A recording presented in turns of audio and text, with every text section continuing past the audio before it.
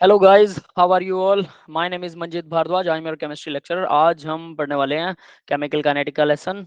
ठीक है, तो चलिए स्टार्ट करते हैं। सबसे पहले पीछे हम लोगों ने जो भी किया उसके बेस पर मैं आपको एक कॉमन सा न्यूमेरिकल देता हूँ। ठीक है, कॉमन सा है, देखते हैं कि उस न्यूमेरिकल में आपको क्या आता है। ठीक है, rate of A gases reactant is halved. ठीक है, रेट जो है वो गैसेस रिएक्टेंट का रेट जो है वो हाफ हो जाता है। ठीक है, दैट इज रेट जो है वो 1/2 हो जाता है। कब? When the volume of the vessel is doubled. Volume को, वॉल्यूम वेसल का वॉल्यूम है, when the volume of the vessel is doubled, इसको जब डबल करते हैं। ठीक है, ये डबल करने पर रेट हाफ हो जाता है। ऑर्डर ऑफ द रिएक्शन आपको बताना है। ठीक है, ऑर्डर ऑफ द रिएक्शन, तो इसको सॉल्व कर सकते हैं आप लोग। ऑर्डर आपको फाइंड करना है, मैं फिर से लिख देता हूं इसको। ऑर्डर आपको फाइंड करना है। ठीक है, और वॉल्यूम जो है, वॉल्यूम हो गया डबल। ठीक है, 2x। ठीक है, 2x करें, डबल लिख देते हैं इसकी बजाय, डबल। और इसको यहाँ से रब कर देता हूँ ना। रेट हो जाता है, इसकी वजह से रेट हो जाता है हाफ। ठीक है, रेट इसकी वजह से हाफ हो जाता है। That is the situation. सोचिए जरा क्या क्या हो सकता है, मैं आपकी हेल्प करूंगा एंड जस्ट टेल मी कि क्या क्या इसमें कर सकते हैं। तो ऑर्डर बताना है, तो ऑर्डर बताना तो ऑब्वियस सी बात है, ऑर्डर ऑर्डर वाला हम रेट ला लिख लेते हैं ना। रेट क्या होता है? के के मल्टीप्लाई में कंसंट्रेशन होगा, है ना। मान लो वो ए है, ए की कंसंट्रेशन, और ऑर्डर है एन। ये एन ही हमें फाइंड करना है। ठीक है, ये तो हमने नॉर्मल रेट लिख दिया। ठीक है, अब वॉल्यूम डबल हो जाएगा तो कंसंट्रेशन पर क्या फर्क पड़ेगा? रेट हाफ हो जाएगा, ये क्लियर है। वॉल्यूम डबल, रेट हाफ, तो यानी मैं ये लिख सकता हूं कि यहां पर सर कंसंट्रेशन हाफ हो जाएगा। तो आर जो है वो 1/2 हो जाएगा, और के जो है वो ऐसा कुछ। अब यहाँ क्या भरने वाले हैं, इसकी पावर एन ही रहने वाली है, क्योंकि रेट ऑफ रिएक्शन तो ऑर्डर ऑफ रिएक्शन सेम रहने वाला है। हाँ, कौन बोल रहा था? सर कंसंट्रेशन 1/, सर ऑर्डर 1 होगा। ऑर्डर 1 डायरेक्ट निकाल दिया, मैं कंसंट्रेशन पूछ रहा हूँ सर अभी। कंसंट्रेशन बताओ, कंसंट्रेशन हाफ हो जाएगी। कंसंट्रेशन हाफ हो जाएगी ना। Sir concentration half concentration half. कैसे होगी? That is the question. Sir हमारे पास जो कंसंट्रेशन होती है वो मोलैरिटी होती है, वो होते हैं number of moles of solute upon volume. Volume in litre. जी सर, और वॉल्यूम हमारा डबल हो गया है तो कंसंट्रेशन हाफ हो गई। वॉल्यूम हमारा डबल हो गया, ठीक है। वॉल्यूम डबल हुआ इसलिए कंसंट्रेशन हाफ हुई।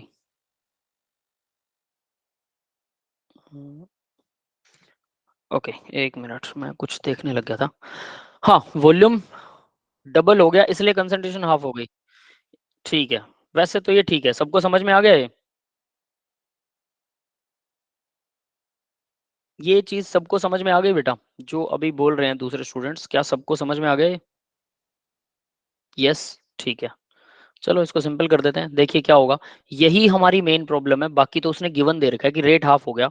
ठीक है, तो क्योंकि वॉल्यूम डबल हुआ है तो कंसंट्रेशन पे कुछ ना कुछ फर्क पड़ा होगा जिसकी वजह से रेट हाफ हुआ है। तो कंसंट्रेशन क्या होती है? कंसंट्रेशन होती है मोल पर लीटर, है ना। 1 लीटर होता है नीचे डिवाइड में।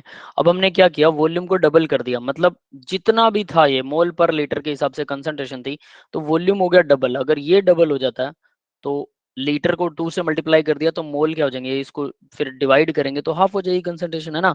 पर मोल के हिसाब से मोल भी हाफ हो गए, और इधर फिर 1 लीटर आएगा, मतलब हाफ पर लीटर आ जाएगा। जितने मोल थे, एक्स मोल थे, तो वो x/2 मोल हो जाएंगे पर लीटर में। दैट इज इट, तो यहाँ a/2 आएगा। क्लियर है? और a/2 आएगा, तो अब आप इसको सॉल्व कर सकते हो। ठीक है, अब इसके अंदर आपको n की वैल्यू निकालनी है, तो कैसे सॉल्व होगा ये? पहली दोनों इक्वेशंस को डिवाइड करने से, सीधा नहीं होने वाला। ये इक्वेशन नंबर 1 है, ये इक्वेशन नंबर 2 है। आप डायरेक्ट किसी एक से आंसर नहीं निकाल सकते, दोनों को डिवाइड कर दें। रेट से रेट कैंसिल हो जाएगा, है ना। 2 ऊपर चला जाएगा तो ये आ जाएगा, हम ओवरऑल इसको लिख सकते हैं। 2 ऊपर आ गया तो ये इक्वल में k से k कैंसिल हो जाएगा, है ना। ऊपर था यहाँ a की पावर n, और नीचे है a बाय a की पावर n, और इसके डिवाइड में था 2 की पावर n, 2 की पावर n ऊपर चला जाएगा, 2 इक्वल 2 की पावर n, और a की पावर n से a की पावर n कट जाएगा, तो मैंने गलत लिख दिया गया, 2 की पावर n दैट इज, ठीक है। और अब आप निकाल सकते हैं n की वैल्यू 1 आ जाएगी। क्लियर है ये क्वेश्चन सभी को? यस ठीक सर। है, ओके। हाँ, यस और नो। मोहम्मद बेटा क्या पूछ रहे हो आप? यस और नो, आपने कुछ लिखा कमेंट में, बताइए जरा। Volume will be triple, volume triple हो जाए तो क्वेश्चन पूछ रहे हो, या क्वेश्चन में तो वॉल्यूम सिर्फ डबल था? वॉल्यूम डबल हो जाएगा, ट्रिपल होगा तो वो 3 से डिवाइड हो जाएगी, कंसंट्रेशन 1/3 रह जाएगी। Volume will be triple according to Raoult's law, कैसे बताओ जरा? स्पीकर ऑन है बेटा, आप स्पीकर से बोल सकते हो।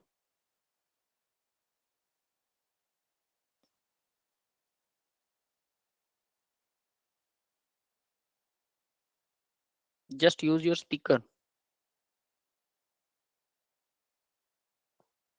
Have you not access that?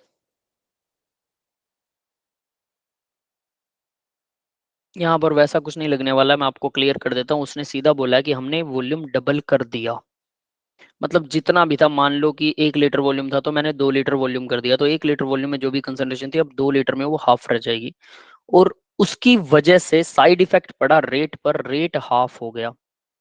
Volume double करने से रेट हाफ हो गया, क्योंकि कंसंट्रेशन जो थी वो 1/2 रहेगी, दैट इज वाई ऑर्डर जो है वो 1 आएगा। ठीक है, ऑर्डर 1 कैसे आएगा अब उसके ऊपर भी बात कर लेते हैं, अगर आपका शायद माइक वगैरह कुछ काम नहीं कर रहा आई थिंक। ठीक है, तो अब देखो जरा, ये एक चीज अभी बढ़िया चीज है, इसको याद रखना फर्स्ट ऑर्डर के लिए, है ना। कंसंट्रेशन, कंसंट्रेशन और यहाँ पर रेट की बात करेंगे। ठीक है, कंसंट्रेशन डबल करते हैं रेट डबल हो जाएगा, कंसंट्रेशन ट्रिपल करेंगे रेट ट्रिपल हो जाएगा, कंसंट्रेशन 4 मल्टीपल करेंगे रेट भी 4 मल्टीपल हो जाएगा। ये होगा फर्स्ट ऑर्डर के लिए। फर्स्ट ऑर्डर सीधा चेक करने का एक तरीका है, इसको नोट कर लेना आप सभी, बहुत अच्छी चीज है ये। ठीक है, फर्दर अगर कंसंट्रेशन आपकी डबल होती है तो रेट जो है वो 2 की पावर 2 बन जाएगा, 4 गुना हो जाएगा। कंसंट्रेशन ट्रिपल होती है तो 3 की पावर 2 बन जाएगा। कंसंट्रेशन 4 होती है तो 4 की पावर 2 हो जाएगा, यानी 16 मल्टीपल में हो जाएगा। ये होता है सेकेंड ऑर्डर रिएक्शन के लिए। सेकेंड ऑर्डर समझ में आ रहा है सबको ये? और अगर कंसंट्रेशन डबल होती है तो रेट जो है वो कंसंट्रेशन का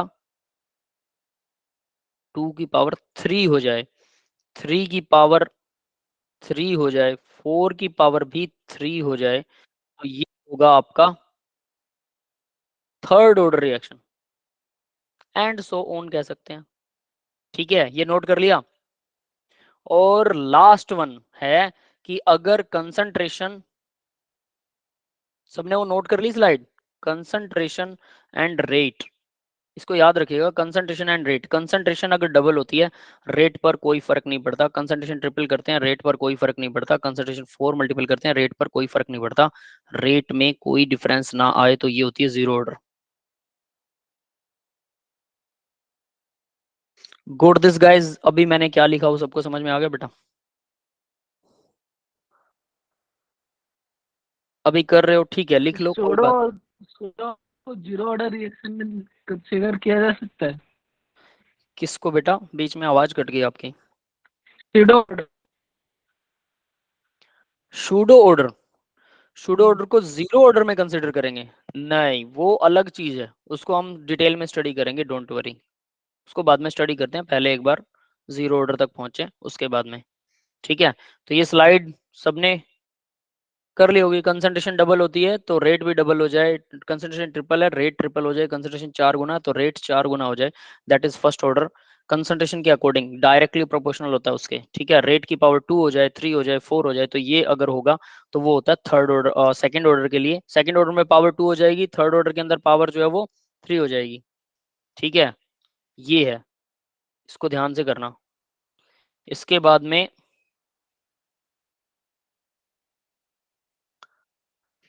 नेक्स्ट 0, अगर कंसंट्रेशन का कोई फर्क नहीं पड़ रहा है तो वो 0 ऑर्डर होता है। ठीक है, कर लिया, ओके ठीक है। अब भाई आगे बढ़ते हैं, थोड़ा सा अब कुछ आगे नया काम करते हैं आपके लिए। ठीक है, आज हम जीरो ऑर्डर की डेरिवेशन तक पढ़ने वाले हैं, जीरो ऑर्डर डेराइव करेंगे। ठीक है, तो देखिए जीरो ऑर्डर की डेरिवेशन से पहले कुछ और हो तो मैं देख लेता हूँ। वो सभी ने वो कर लिया ना, क्या बोलते हैं इसको, यूनिट्स सबको समझ में आ गया होगा आई थिंक। ठीक है, यस सर। एक और Yes, मैं एक और मैं क्वेश्चन दे रहा हूँ, वो क्वेश्चन इंपॉर्टेंट इसलिए, पिछली बार हमने कुछ क्वेरीज की थी, वो क्वेरीज थोड़ा सा ना मतलब इस फॉर्म में रह गई थी। जैसे एक नॉर्मल इक्वेशन है, मैं आपको एक एग्जांपल दे रहा हूँ इक्वेशन का। इक्वेशन है 2H2 प्लस 2NO, ठीक है, और इससे बन रहा है नाइट्रोजन प्लस 2 वाटर। ठीक है, बैलेंस्ड है इक्वेशन। इस इक्वेशन के अंदर आपको रेट ऑफ रिएक्शन बताना है। अगर इस इक्वेशन के सारे मैकेनिज्म के स्टेप दे रखे हैं, तो मैकेनिज्म के स्टेप मतलब फर्स्ट है, सीधा मैकेनिज्म बता रखा है इन्होंने, 2NO। 2NO सबसे पहले क्या करता है, ये रिवर्सिबल प्रोसेस है, इक्विलिब्रियम के अंदर रहेगी, N2 और O2 बनाता है, पहला स्टेप। दूसरा स्टेप देखिए, मतलब ये मैकेनिज्म चल रहा है, ध्यान दे लेना मैं क्या कह रहा हूँ कि ये मैकेनिज्म है। फिर N2O2, तो सबसे पहले NO जो है वो N2O2 में कन्वर्ट होगा, फिर N2O2 H2 के साथ रिएक्शन करता है, N2O2 प्लस H2, और ये इनकी रिएक्शन होती है और ये बनाते हैं N2O प्लस वाटर, और ये है स्लो स्टेप। ठीक है, फर्दर जो है थर्ड स्टेप आता है, और थर्ड स्टेप के अंदर nitrogen dioxide N2O die nitrogen oxide जो बना था हमारा प्रोडक्ट, वो हाइड्रोजन के साथ रिएक्शन करेगा H2 के साथ में, और वो बनाएगा N2 प्लस वाटर। तो जो हमारा फाइनल प्रोडक्ट है वो यहाँ अब बन रहा है N2 प्लस वाटर है डायरेक्टली H2O। ठीक है, ये यहीं पे बैलेंस्ड है, नथिंग स्पेशल। तो इस रिएक्शन के अंदर ये फास्ट होता है, दिस स्टेप इज फास्ट। ठीक है, ये स्टेप स्लो है, ये सेकंड वाला स्टेप जो है ये स्लो है। अब मुझे ये बताइए, इसके अंदर रेट और ऑर्डर आपको बताना है, order of the reaction and rate law for the reaction. Rate law बताना है और ऑर्डर बताना है, बता सकते हैं?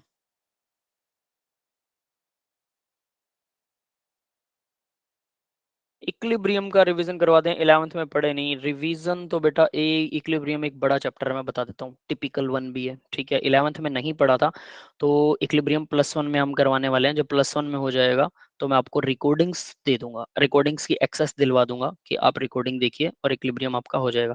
इक्विलिब्रियम में पहला पार्ट है इक्विलिब्रियम, नॉर्मल इक्विलिब्रियम है। ठीक है, उसके अंदर तो वो बहुत आसान है, 2-3 लेक्चर का काम है वो सारा ही। ठीक है, सेकंड है आयनिक इक्विलिब्रियम, वो 6 से 7 लेक्चर का काम है कम से कम। ठीक है, 8 भी लग सकते हैं। आयनिक इक्विलिब्रियम थोड़ा सा लेंथी है और वो कंफ्यूज भी करता है। ठीक है, तो 5 मिनट में इक्विलिब्रियम नहीं कर पाएंगे, आप मत समझिए इक्विलिब्रियम को, कोई बात नहीं। इसके इस इक्वेशन को देखिए, इसका आंसर बताइए, किसी को आंसर समझ में आ रहा? इसका आंसर क्या होगा? पिछले वाला लेक्चर आप लोगों ने ध्यान नो से सर लगाया था, तो अब उसी, ठीक है, उसी बेस पर इसको मैं सॉल्व कर रहा हूं। मैंने बोला सर था कि ऑर्डर जो होता है, ऑर्डर ऑफ रिएक्शन एक्सपेरिमेंटल होता है हमेशा, बट अगर आपके पास में मैकेनिज्म हो, अब एक्सपेरिमेंटल क्यों होता है, हमने डायरेक्ट देखा कि 2 हाइड्रोजन और 2 NO मिलकर N2 और वाटर बना रहे हैं। ठीक है, ये तो डायरेक्ट रिएक्शन आपके सामने है, बट ये रिएक्शन एक्चुअल में ना कई सारे स्टेप्स में होती है। ये देखिए 2-3 स्टेप लिख दिए इन्होंने, और ये मैकेनिज्म भी ना अंदाजा होते हैं, रियल नहीं होता ये मैकेनिज्म, अंदाजे से बताए जाते हैं कि हाँ 3 स्टेप में होगी, 2 स्टेप में होगी, 4 स्टेप में होगी, इनमें कुछ स्टेप गलत भी हो सकते हैं। इसी वजह से ओवरऑल रेट जो आता है रिएक्शन का और अल्फा बीटा की जो वैल्यू आती है वो फ्रैक्शन में भी आ सकती है, ऑर्डर की वैल्यू फ्रैक्शन में भी आ सकती है, रेट भी फ्रैक्शन हो सकता है ना। दैट इज वाई ये प्रॉब्लम है कि ऑर्डर, अब देखो एलिमेंट्री अगर रिएक्शन होगी, अब मैं बात बताता हूँ, एलिमेंट्री रिएक्शन जैसे ये सारी रिएक्शंस मैकेनिज्म्स के अंदर है, तो ये सारी एलिमेंट्री रिएक्शन है, तीनों रिएक्शन एलिमेंट्री हैं। एलिमेंट्री रिएक्शन का मतलब होता है एक स्टेप में होने वाली रिएक्शन, इसके अंदर और कुछ नहीं होगा, एक स्टेप के अंदर जो रिएक्शन हो जाती है। तो ये 3 स्टेप्स हैं एक रिएक्शन के। जो सबसे स्लोएस्ट स्टेप होता है वो रेट डिटरमाइनिंग स्टेप होता है। इसको ऐसे ले सकते हैं सिंपल, साइकिल बन रही है एक फैक्ट्री के अंदर, साइकिल के अंदर 2 टायर लगते हैं, एक हैंडल लगता है, एक सीट लगती है ना, और एक फ्रेम लगता है उसका। तो मान लीजिए कि किसी ने हैंडल नहीं बनाया, पूरी साइकिल तैयार हो सकती है? नहीं हो सकती। हैंडल बनाने वाला आदमी सबसे स्लो है।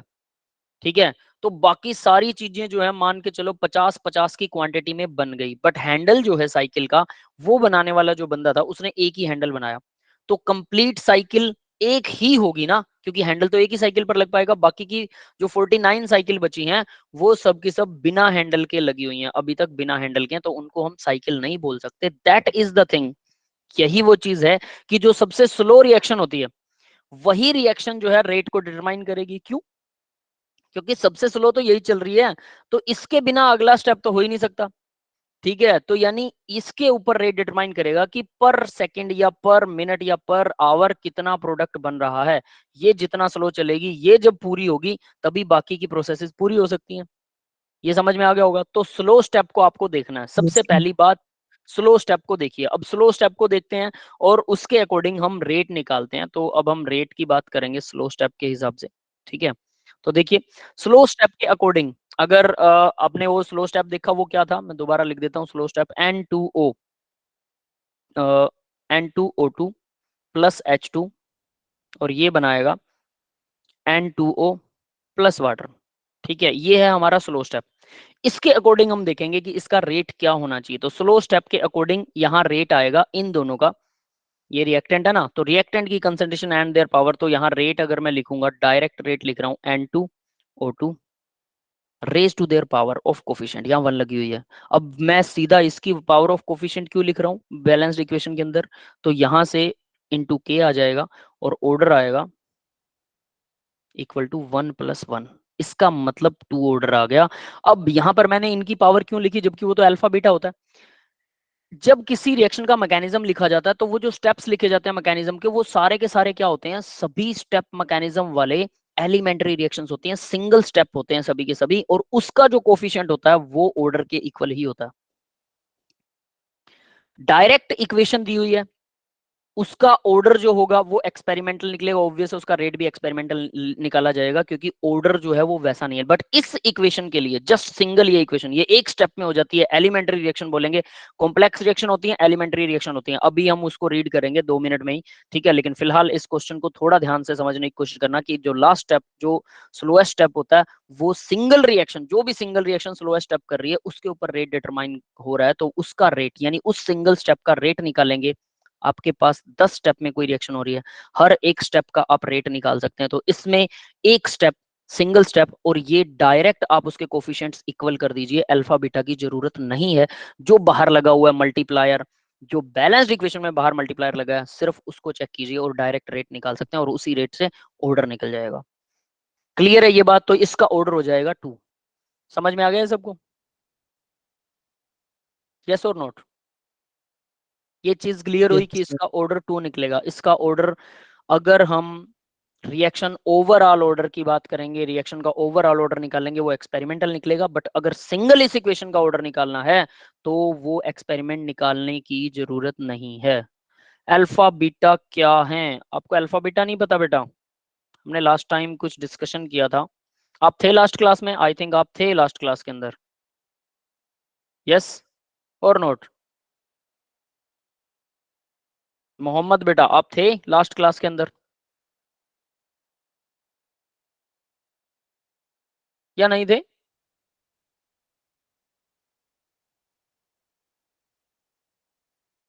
No, okay, that is why शायद आपको पता नहीं है। देखो रेट मैं बता देता हूँ। रेट ऑफ रिएक्शन क्या होता है? रेट ऑफ रिएक्शन होता है किसी एक केमिकल रिएक्शन के लिए, मैं यहाँ एक केमिकल रिएक्शन लिख देता हूँ, A प्लस बी, उससे बन रहा है C प्लस सी डी, या डायरेक्ट प्रोडक्ट लिख देते हैं इसको, तो है ना, प्रोडक्ट बन रहा है। ठीक है, तो इसके अंदर रेट क्या होगा? रिएक्टेंट की कंसंट्रेशन, ठीक है, पर यूनिट टाइम होता है। ठीक है, तो यहाँ पर K इंटू रिएक्टेंट की कंसंट्रेशन और raise to their power of alpha multiply में दूसरा रिएक्टेंट था ये, raise to their power of beta. अब ए और बी पावर नहीं है, जो कोफिशिएंट्स हैं वो पावर नहीं है। वो क्या होता है? Law of mass action, law of mass action. इसके अकॉर्डिंग रेट जो होता है वो k इंटू ए की पावर a होनी चाहिए, मल्टीप्लाई में b की पावर b ही आएगी। लॉ ऑफ मास एक्शन के अकॉर्डिंग तो ये होना चाहिए रेट।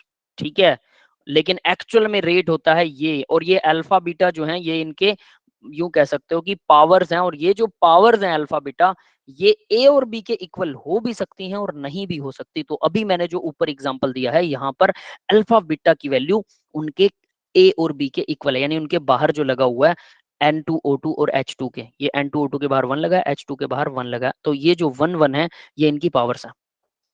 क्लियर है? यहाँ पर ये सेम चीज आ रही है, जो ए और बी की पावर है वही अल्फा बीटा बन गया।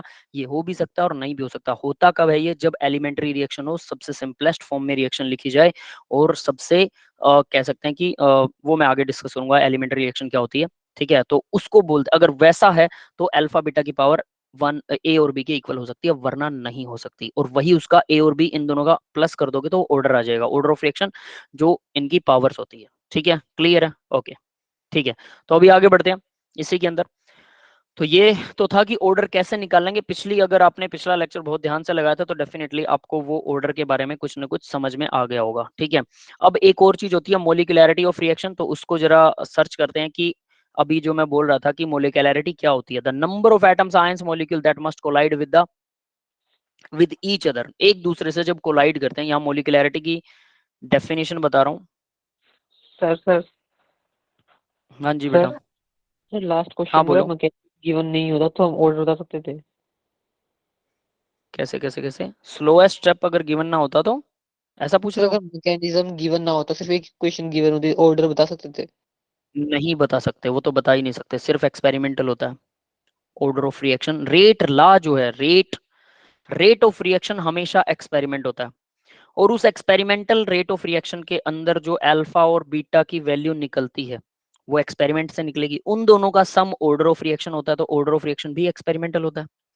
अगर आपको मैकेनिज्म दे रखा है और बहुत अच्छा मैकेनिज्म दे रखा है और उसके अंदर स्लोएस्ट स्टेप बता रखा है, तो आप कह सकते हो कि यही रेट डिटरमाइनिंग स्टेप है और इसी के अल्फा बीटा डायरेक्ट जोड़ सकते हो। फिर आप मास लॉ को डायरेक्ट अप्लाई करके, यानी कि सीधा वो जो कोफिशिएंट्स हैं वो डायरेक्ट उनकी पावर बना दो, आपको एक्सपेरिमेंटली जाने की जरूरत नहीं है और वो उसके इक्वल हो जाएगा। ठीक है, नेक्स्ट। लेकिन यहाँ पर अब एक प्रॉब्लम क्रिएट होती है। ठीक है, ये जो मैं बता रहा हूँ मैं मानता हूँ कि ये बहुत क्यूरियोसिटी क्रिएट करता है और ये थोड़ा कंफ्यूजिंग भी होता है बच्चों के लिए, इसलिए मैं इस पे थोड़ा टाइम लगा रहा हूँ। अब देखो, आपने जो क्वेश्चन पूछा वो सही है, तो इसके ऊपर एक ना प्रॉब्लम क्रिएट हो गई। सोचो जरा क्या प्रॉब्लम क्रिएट हुई। अभी मैंने बोला कि एलिमेंट्री रिएक्शन जो है उसके अंदर रेट क्या होगा, उसके अंदर रेट हो जाएगा ए, और ये ए की पावर ए होगा और बी की पावर बी होगा।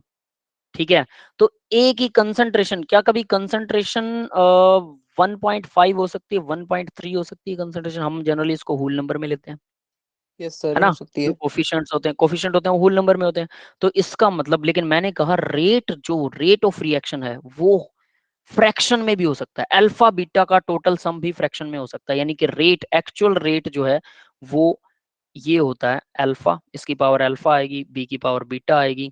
ठीक है, तो और अल्फा और बीटा, अल्फा प्लस बीटा जो है वो ऑर्डर 1.2 भी हो सकता है।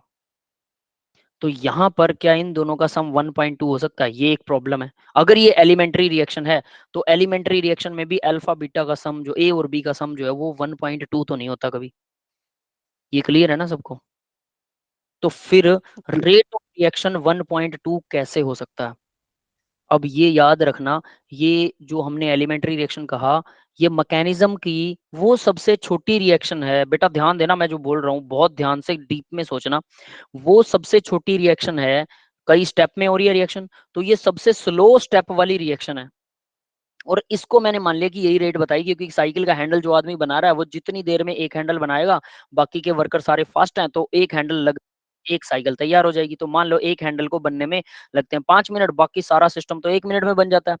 तो बंदे फटाफट बना रहे हैं, तो 5 मिनट तक तो वो 5 गुना बना देंगे। हैंडल बनेगा एक, लेकिन बाकी का मटेरियल है 5 गुना। तो एक हैंडल लगा तो साइकिल तो एक ही बनी, और बाकी का मटेरियल भले ही कचरा बनता जाए उससे कोई फर्क नहीं पड़ता।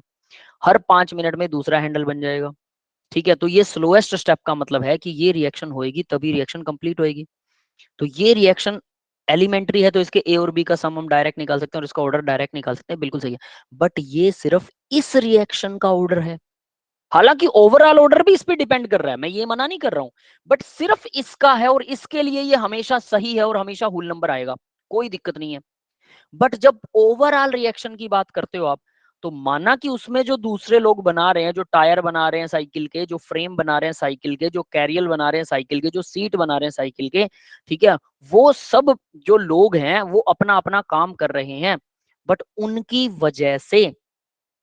वजह से स्लोएस्ट रेट भी तो और स्लो हो सकता है। समझ रहे हो मेरी बात? स्लोएस्ट रिएक्शन भी और स्लो हो सकती है उन लोगों की वजह से, समझ गए? और इसकी वजह से ओवरऑल रेट फ्रैक्शन में आ सकता है। ओवरऑल रेट इसकी वजह से फ्रैक्शन में आ सकता है। यानी एक तो हैंडल बनाने वाला वैसे ही स्लो है, ऊपर से वो दूसरे लोग उसको और तकलीफ देने लग जाएं, तो इसलिए वो रिएक्शन और गड़बड़ कर सकती है, क्योंकि दूसरे लोग उसमें इन्वॉल्व हैं। लेकिन हम लोग क्या देख रहे हैं? हम सिर्फ देख रहे हैं कि सिर्फ हैंडल वाले को अलग से छोड़ दिया, भाई तेरे को मैं ऑब्जर्व कर रहा हूं और उसको कोई डिस्टर्ब नहीं कर रहा, अब वो 5 मिनट में हैंडल बना देता है, तो उसका रेट ऑफ रिएक्शन तो 5 मिनट है, बिल्कुल सही है। बट जब वो सबके साथ होता है तो वो और स्लो हो जाता है और वो फ्रैक्शन में आ सकता है। तो हम मानते तो ये हैं कि ए और बी से जो निकलेगा वही सही होगा और वही रिएक्शन का रेट होगा, ठीक है, और ये बिल्कुल सही रेट आएगा। बट जब सारे स्टेप एक साथ चलते हैं तो एलिमेंट्री रिएक्शन भी डिस्टर्ब हो जाती है, जिसकी वजह से रेट सिर्फ एक्सपेरिमेंटल निकाला जा सकता है और अल्फा बीटा फ्रैक्शन में भी आ सकता है। ये बात समझ में आ गई? जी सर। क्या बताने की कोशिश कर रहा हूँ वो ध्यान दे लेना, इसलिए ये थोड़ा कंफ्यूजन होता है कि स्टूडेंट्स के ज्यादातर के माइंड में कंफ्यूजन होता है, ठीक है। चलिए अब ये समझ में आ गया, तो अब हम जरा एक्सपेरिमेंट मोलिकुलैरिटी ऑफ रिएक्शन को कर सकते हैं, ठीक है। तो मैं इसको अब रब कर रहा हूँ। यानी रेट क्या होता है? रेट को आपको हमेशा एक्सपेरिमेंटल ही निकालना पड़ता है, ठीक है। लास्ट लेक्चर से यही बात कर रहा हूँ, अब दूसरा लेक्चर लगा दिया, नेक्स्ट वीक का मुझे कोई नहीं पता है कि आपका ये सेम लेक्चर लगेगा कि नहीं लगेगा, ठीक है, लेकिन 2 लेक्चर तो आपके लग ही गए हैं, ये श्योर हो गया, ठीक है। अब आगे देखते हैं बेटा, मोलिकुलैरिटी ऑफ रिएक्शन पढ़ रहे हैं, ठीक है। मोलिकुलैरिटी के अंदर देखिए जरा क्या होता है। मोलिकुलैरिटी का मतलब क्या होता है? टोटल किसी एलिमेंट्री रिएक्शन के अंदर, सिंपल या एलिमेंट्री, सबसे सिंपल या सबसे एलिमेंट्री रिएक्शन। एलिमेंट्री रिएक्शन का मतलब सबसे सिंपलेस्ट स्टेप, ठीक है। जैसे कि मैं आपको एक एग्जांपल देता हूं, ठीक है, O2 और F2, ये एक ही स्टेप में हो जाती है, एक ही स्टेप में, इसका कोई मैकेनिज्म नहीं है, ये जो सामने लिखा बस ये डायरेक्ट हो जाती है। ये बात समझ में आई? मैकेनिज्म का मतलब पहले O2 F2, O2 में F2 में टूटेगा, वो तो डायरेक्ट ही टूटेगा, तो यही बन जाएगा। सोचो ऐसा हो, पहले O2 F2 में से F टूटेगा, फ्लोरीन टूट गया, फ्लोरीन बहुत स्ट्रांग होता है, नहीं उसको नहीं तोड़ते। ऑक्सीजन टूट गया, ठीक है, ऑक्सीजन टूट जाएगा, ऑक्सीजन ऑक्सीजन का बॉन्ड, और उसके बाद में ऑक्सीजन फ्लोरीन का बॉन्ड टूटेगा।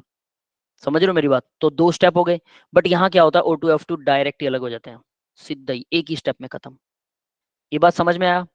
एक ही मॉलिक्यूल एक ही स्टेप में खत्म, तो डायरेक्टली इसको बोलेंगे एलिमेंट्री रिएक्शन या सबसे सिंपल रिएक्शन, ठीक है। अगर किसी रिएक्शन का एक था तो इसकी मोलिकुलैरिटी क्या आएगी? यहाँ पर ये सिंगल मोलिकुलैरिटी, इसे बोलते हैं यूनिमोलिकुलर। ये समझ में आ गया सबको? यूनिमोलिकुलर क्या होता है? अब दूसरा एग्जांपल दूंगा आपको, ज्यादा क्लियर हो जाए। एच आई है अपने पास, और एच आई जो बनाता है वो H2 और I2 बनाता है। बैलेंस तो इक्वेशन को करना ही पड़ता है, याद रख लेना, बिना बैलेंसिंग के काम नहीं बनेगा। तो यहाँ पर लिख दिया मैंने 2, ठीक है। अब ये 2 लिखने का मतलब ये बैलेंस हो गई, लेकिन यहाँ पर इसकी मोलिकुलैरिटी जो है रिएक्शन की, वो बाई मोलिकुलैरिटी है, बाई, ये बाई मोलिकुलर रिएक्शन है।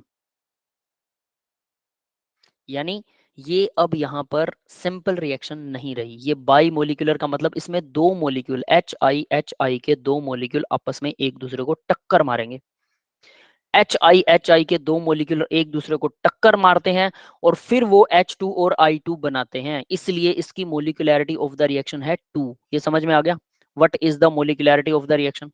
ये मोलिकुलैरिटी रिएक्शन की 2 हो जाएगी, क्योंकि H2 और O2 एच आई जो है वो 2 मोलिक्यूल आपस में एक दूसरे को टक्कर मारेंगे, कोलिजन थ्योरी के अकॉर्डिंग है ये सब, ठीक है। यानी कि जब गैस के मोलिक्यूल आपस में कोलाइड करते हैं तो क्या होता है? तभी कोई नया मोलिक्यूल बनता है, ठीक है।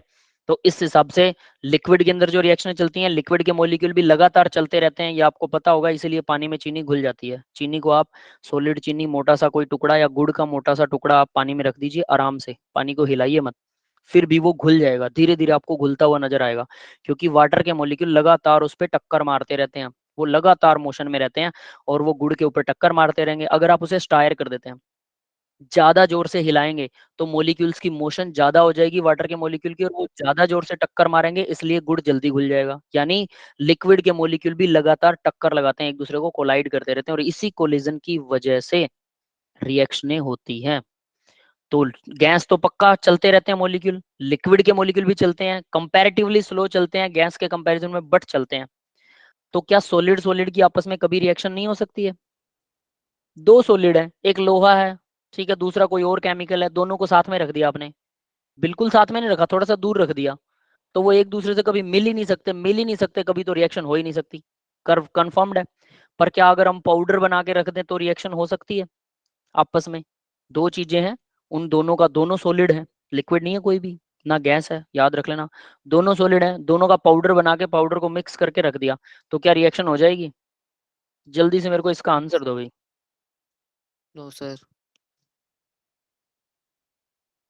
नहीं हो सकती है। और भी कोई ऐसा है जिसको लगता हो कैसा हो सकता है?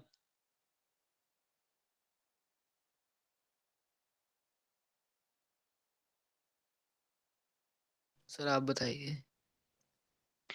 थोड़ा सा डीप सोचोगे तो आपको पता लगेगा। आपने शायद गैसीय स्टेट को अच्छे से किया नहीं, स्टेट ऑफ मैटर है ना, उसके अंदर सबसे शुरू में आता है सॉलिड्स के मॉलिक्यूल भी लगातार वाइब्रेट होते रहते हैं।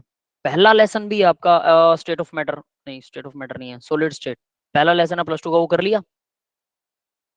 सर वो डिलीटेड है हमारा। डिलीटेड, वो करवाया कैंसिल। भी? करवाया नहीं है किसी ने, चलो नो ठीक है, सर। कोई बात नहीं, उसके अंदर भी आता है। तो उसके अंदर बताया जाता है कि सॉलिड के मॉलिक्यूल हमेशा जहां पर भी बैठे हों वाइब्रेट करते रहते हैं, ठीक है। ये देखिए, ये मैंने एक सॉलिड बना दिया, ये सॉलिड अपनी ना जगह छोड़ के नहीं जाता, बस अच्छी बात इसकी ये है, लेकिन इसके मॉलिक्यूल्स जो हैं वो लगातार अपनी मीन वैल्यू के अगेंस्ट लगातार वाइब्रेट करेंगे। कैसे? अब ये देखो, जैसे ये मैंने एक मॉलिक्यूल उठा लिया येलो कलर वाला, ठीक है, तो ये जहां पर भी ना, ये थोड़ा थोड़ा डिस्टेंस है हर मॉलिक्यूल से एक दूसरे से, है ना, तो ये इन थोड़े थोड़े डिस्टेंस पर लगातार क्या करेगा? वाइब्रेट करता रहेगा, लगातार हिलता रहेगा। यानी आपको दुनिया में कोई भी चीज दिखाई दे रही है, सॉलिड मैं दिखाई दे रहा हूँ, ठीक है, या फिर आपकी स्क्रीन मोबाइल की या लैपटॉप की या जो भी आपके पास गैजेट है उसकी जो स्क्रीन दिख रही है, दीवारें दिख रही हैं, इन सब में हर जगह पर इलेक्ट्रॉन होते हैं, सबको पता है, ठीक है, डोंट वरी बेटा, उसकी कोई दिक्कत नहीं है, हम +2 डायरेक्ट स्ट्रॉन्ग कर देंगे आपकी। हर जगह पर इलेक्ट्रॉन होते हैं, आपको पता है, और वो इलेक्ट्रॉन रिवॉल्व करते रहते हैं, ये तो सबको कंफर्म्ड है। हर एटम में तो सोचो, दीवारों के अंदर भी इलेक्ट्रॉन है, तो सारे इलेक्ट्रॉन घूम रहे हैं जबरदस्त लेवल से। दूसरी चीज, इनके मॉलिक्यूल भी आपस में वाइब्रेट करते रहते हैं, ये जो मैंने अभी बताया यहाँ लिखा ना, ये वाइब्रेट करते रहते हैं मीन वैल्यू के अगेंस्ट, इधर उधर ऊपर नीचे कहीं पर भी पूरा हिलते रहेंगे, बट उस जगह को छोड़ के नहीं जाएंगे, इसलिए आपको वहीं दिखाई देते हैं, वो चलते नहीं है बट वाइब्रेट करते हैं। तो अगर मैंने सॉलिड पाउडर बना दिया, तो पाउडर बनाने का मतलब होता है कि मैंने उसके टुकड़े तोड़ दिए, जिसकी वजह से कुछ मॉलिक्यूल्स का गैप बढ़ गया, सबका नहीं, जहां से भी वो टूटेगा। सोचो कि जब मैंने पाउडर बनाया तो इतने इतने मॉलिक्यूल्स के गुच्छे अलग हो गए, गुच्छे समझ रहे हो ना बेटा, इतने इतने मॉलिक्यूल्स के, क्योंकि पाउडर की सबसे बारीक भी जो कण होता है ना, जो आपको दिखाई देता है सबसे बारीक कण, उसमें भी करोड़ों मॉलिक्यूल होते हैं, क्योंकि मॉलिक्यूल अपने आप में बहुत छोटा होता है, ठीक है।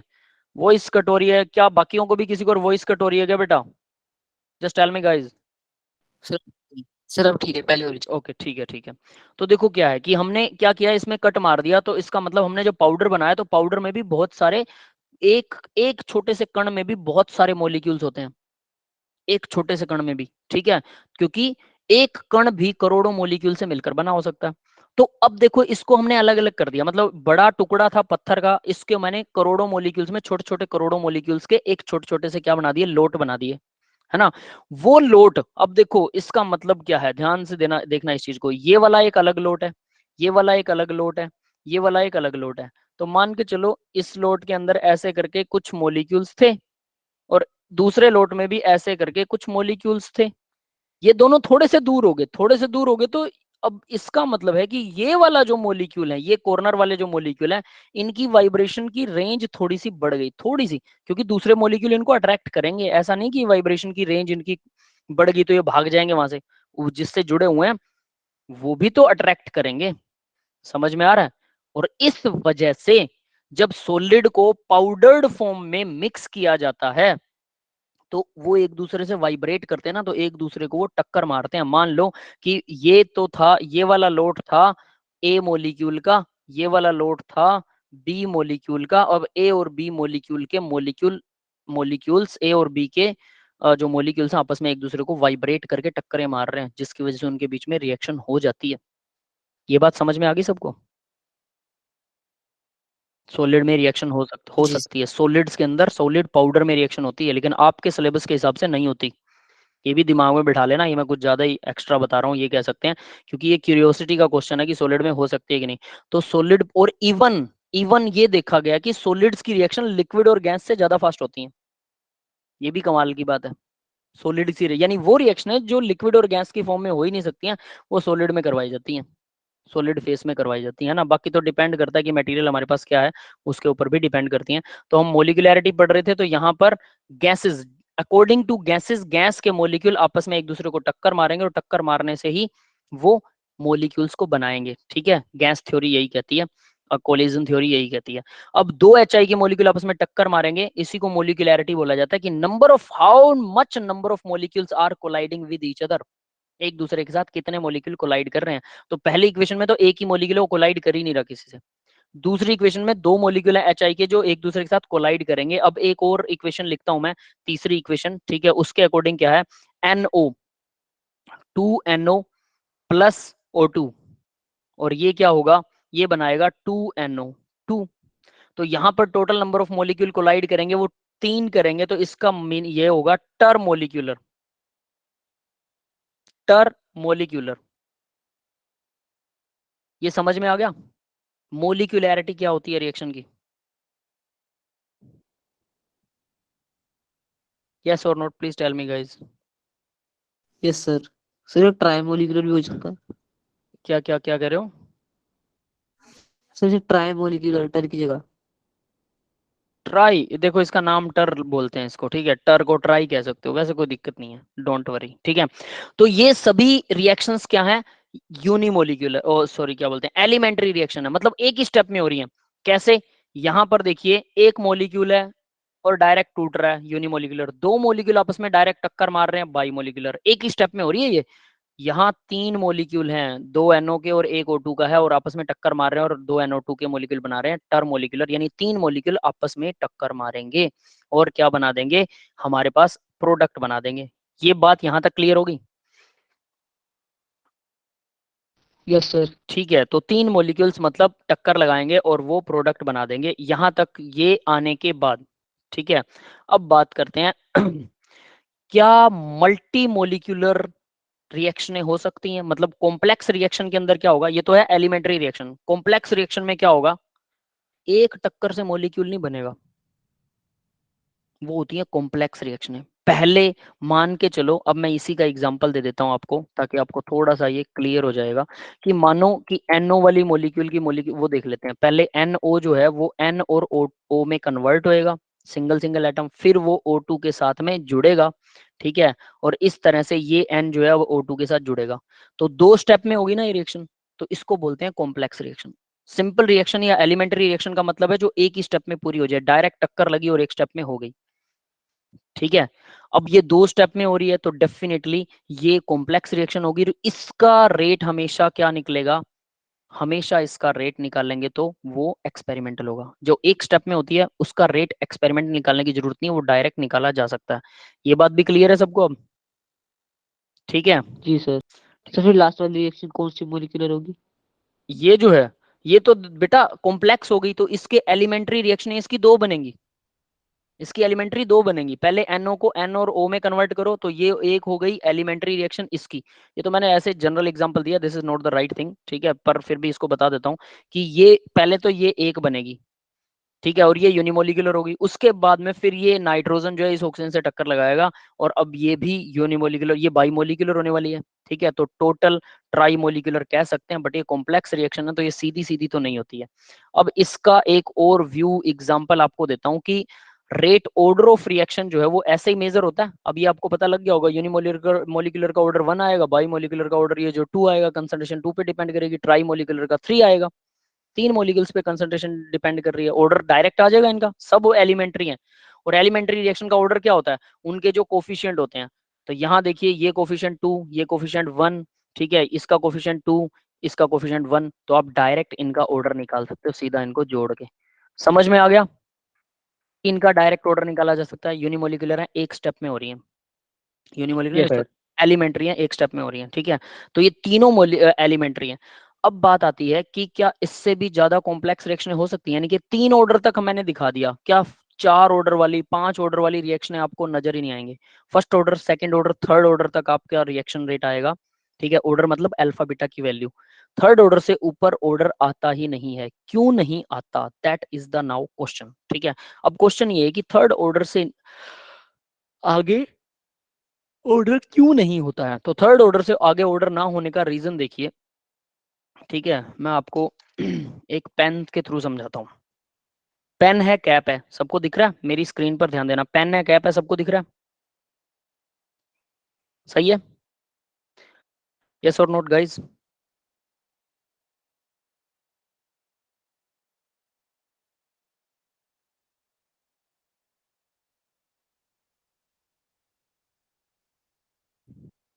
आदर्श, अमन एंड जतिन, इनसे डाउट पूछो। बेटा डाउट किसी को है तो वो पूछ सकता है। आप लोग कहाँ पर है, मेरी स्क्रीन दिखाई दे रही है सबको क्या गाइज? Yes sir. ठीक है, तो देखो स्क्रीन में कैप है, मेरे पास पेन है। कैप को पेन के ऊपर लगाया, अगर ये दो मोलिक्यूल अलग अलग टक्कर लगा दी इन्होंने। अब देखो अगर कैप इस तरफ से टक्कर लगाए, इस तरफ से अलग अलग साइड से अगर कैप टक्कर लगाए तो कैप लग जाएगा क्या पेन पे? नहीं लगेगा। एक पर्टिकुलर साइड से अगर टक्कर लगाएगा तभी कैप बंद होगा, ठीक है। तो दो मॉलिक्यूल्स भी एक पर्टिकुलर साइड से जुड़ेंगे तभी वो मॉलिक्यूल बनने वाले हैं, आपस में टक्कर लगा के, कोलिजन लगा के। अब बात आती है, अगर मैं इसको और ओपन कर दूं तो अब देखो जरा क्या होगा। I want to just close the pen. ये मेरे पास रिफिल है पेन का, ये ऊपर वाला हिस्सा है, ठीक है, ये नीचे वाला हिस्सा है, और ये है कैप। 4 हिस्से हो गए। चारों मॉलिक्यूल एक साथ सही अरेंजमेंट में जब टक्कर मारेंगे, यानी ये इसके साथ ऐसे होगा, रिफिल यहां जा रहा होगा, इसके ऊपर ये ऊपर वाला छोटे वाला हिस्सा जुड़ेगा ऐसे, और इसके ऊपर जब कैप ऐसे जुड़ेगा और ये चारों ऐसे टक्कर मारेंगे तब जाके पेन बनेगा। इनमें से एक की डायरेक्शन भी अगर गलत हुई, रिफिल ऐसे हुआ, ये दोनों तो जुड़ गए बट रिफिल नहीं जुड़ा, अब ये वापस हट जाएंगे, ठीक है। अब इसके ऊपर मान लो कैप लग गया, फिर वो कैप वापस हट जाएगा, समझ रहे हो बात को? या फिर बिना रिफिल के और ये ऊपर वाला ढक्कन बिना रिफिल के इसके साथ जुड़ गया और रिफिल बाहर रह गया तो इसको फिर से अलग होना पड़ेगा, और इस तरह से। और ये तो साइड भी, ठीक है जतिन लीव चुप कर चुका, कोई बात नहीं बेटा। ये साइड भी, अगर साइड भी भिड़ेगी तो भी ये सही नहीं लगेगा, यानी कि सारी पॉसिबिलिटीज के साथ में जब एक दूसरे को टक्कर मारेंगे तभी ऐसा पॉसिबल है कि हमारा पेन बन सके। इसीलिए यानी हायर ऑर्डर वाली रिएक्शनें पॉसिबल ही नहीं है, 4 मॉलिक्यूल आपस में टक्कर मारे ये पॉसिबल ही नहीं है, ठीक है। इसीलिए 3 ऑर्डर तक ही रिएक्शनें खत्म हो जाती हैं। ये समझ में आ गया हायर ऑर्डर वाली रिएक्शंस क्यों पॉसिबल नहीं है, क्योंकि पेन की तरह मॉलिक्यूल्स होते हैं, एक दूसरे को टक्कर लगाते हैं। हायर ऑर्डर का मतलब है कि एक टाइम पर कितने मॉलिक्यूल एक दूसरे को टक्कर मार रहे हैं, ऑर्डर का मतलब ये होता है। जैसे हमने एलिमेंट्री रिएक्शंस के अंदर यहाँ आपने किया कि यहाँ पर एक टाइम के अंदर कितने मॉलिक्यूल्स एक दूसरे को टक्कर लगा रहे हैं, ठीक है। तो ये सारी एलिमेंट्री रिएक्शंस हैं, एलिमेंट्री रिएक्शन के थ्रू ही मॉलिक्यूल चलते हैं, वही मॉलिक्यूल बनाते हैं, ठीक है। ठीक है, तो ये इस तरह से ये रीजंस होते हैं, ठीक है। अब आगे बढ़ते हैं इसका, इससे थोड़ा सा नेक्स्ट। अब तो ये हो गया, अब हम बात करते हैं भाई integrated equation for zero order. तो जीरो ऑर्डर का सीधा सीधा मतलब मैं आपको बता देता हूँ, ठीक है। अब हम यहाँ पे जीरो ऑर्डर की डेरिवेशन करने वाले हैं, ठीक है। इसको नोट कर लेना बेटा, ठीक है, बाकी सब समझने की बातें थी, ठीक है। Zero order reaction, sir notes भेज देना ग्रुप पे। हाँ बेटा, मैं एक्चुअल में ना मुझे पता नहीं है नोट्स किसको भेजने हैं, हम मुझे क्लास और सब्स्टिट्यूट क्लास की तरह दी गई थी, बट मैं नोट्स हमारी टीम में भेज दूंगा और उनको बोल दूंगा कि आप लोगों को भेज दिए जाए, ठीक है।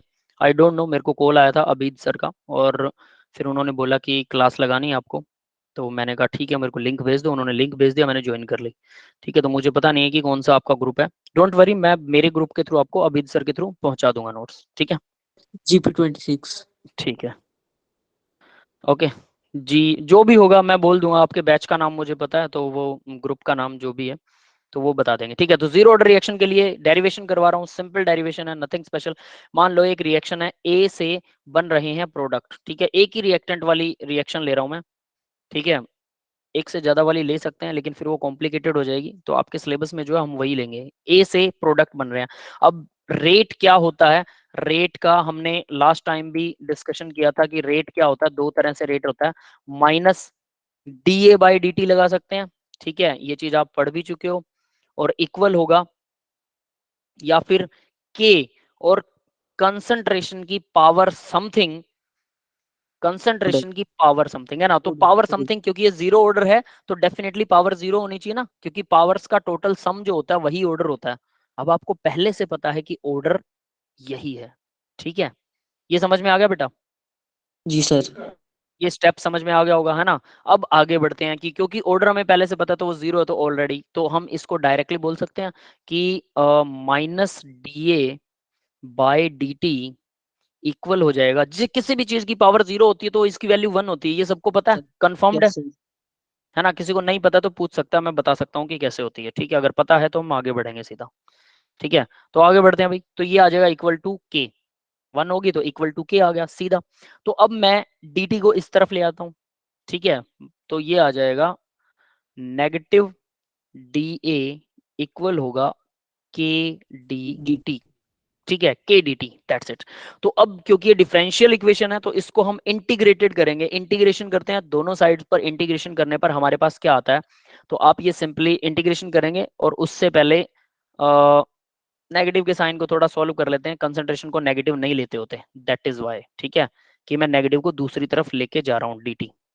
ओके, तो अब इसका जब इंटीग्रेशन करेंगे तो इंटीग्रेशन नेक्स्ट स्टेप पर करेंगे, integration by integrating both side, या इस स्टेप को पहले दोबारा लिख लें ना, आपको प्रॉब्लम ना हो, डी ए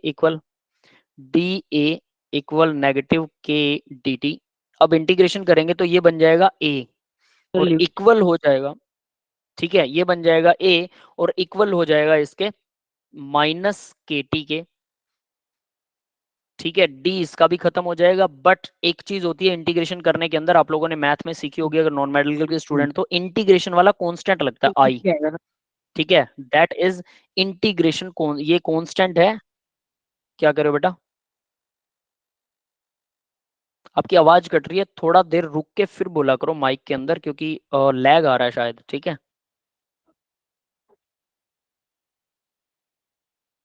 या लिख दीजिए कुछ, अगर ऐसा कुछ है तो लिख दीजिए, कांस्टेंट ऑफ इंटीग्रेशन, ठीक है, that is I.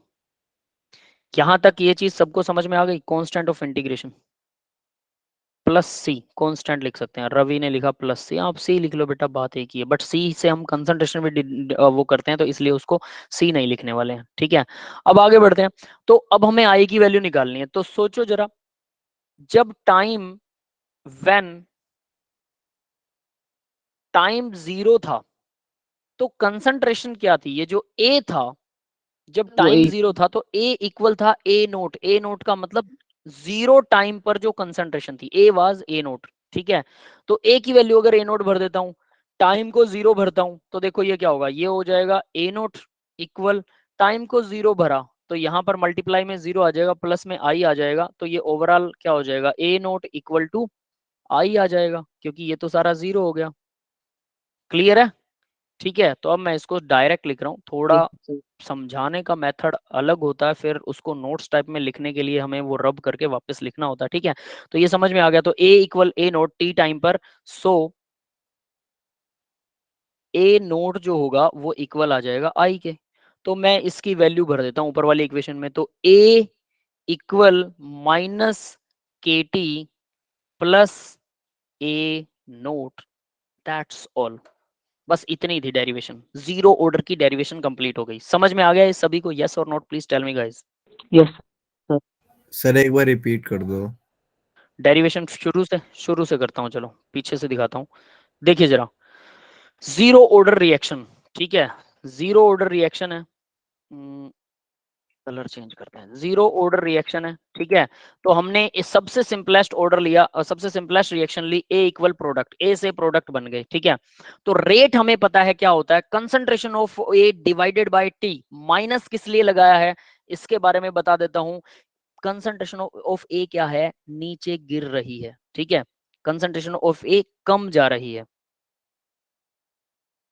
Concentration of ए कम हो रही है तो माइनस हो रही है, डिग्रेड हो रही है, इसलिए हम उसके आगे माइनस लगाते हैं, कम हो रहा हो, ठीक है, तो नेगेटिव हो गया, D A by D T, A की concentration divided by time, concentration per unit time, that is rate. Simple calculation है।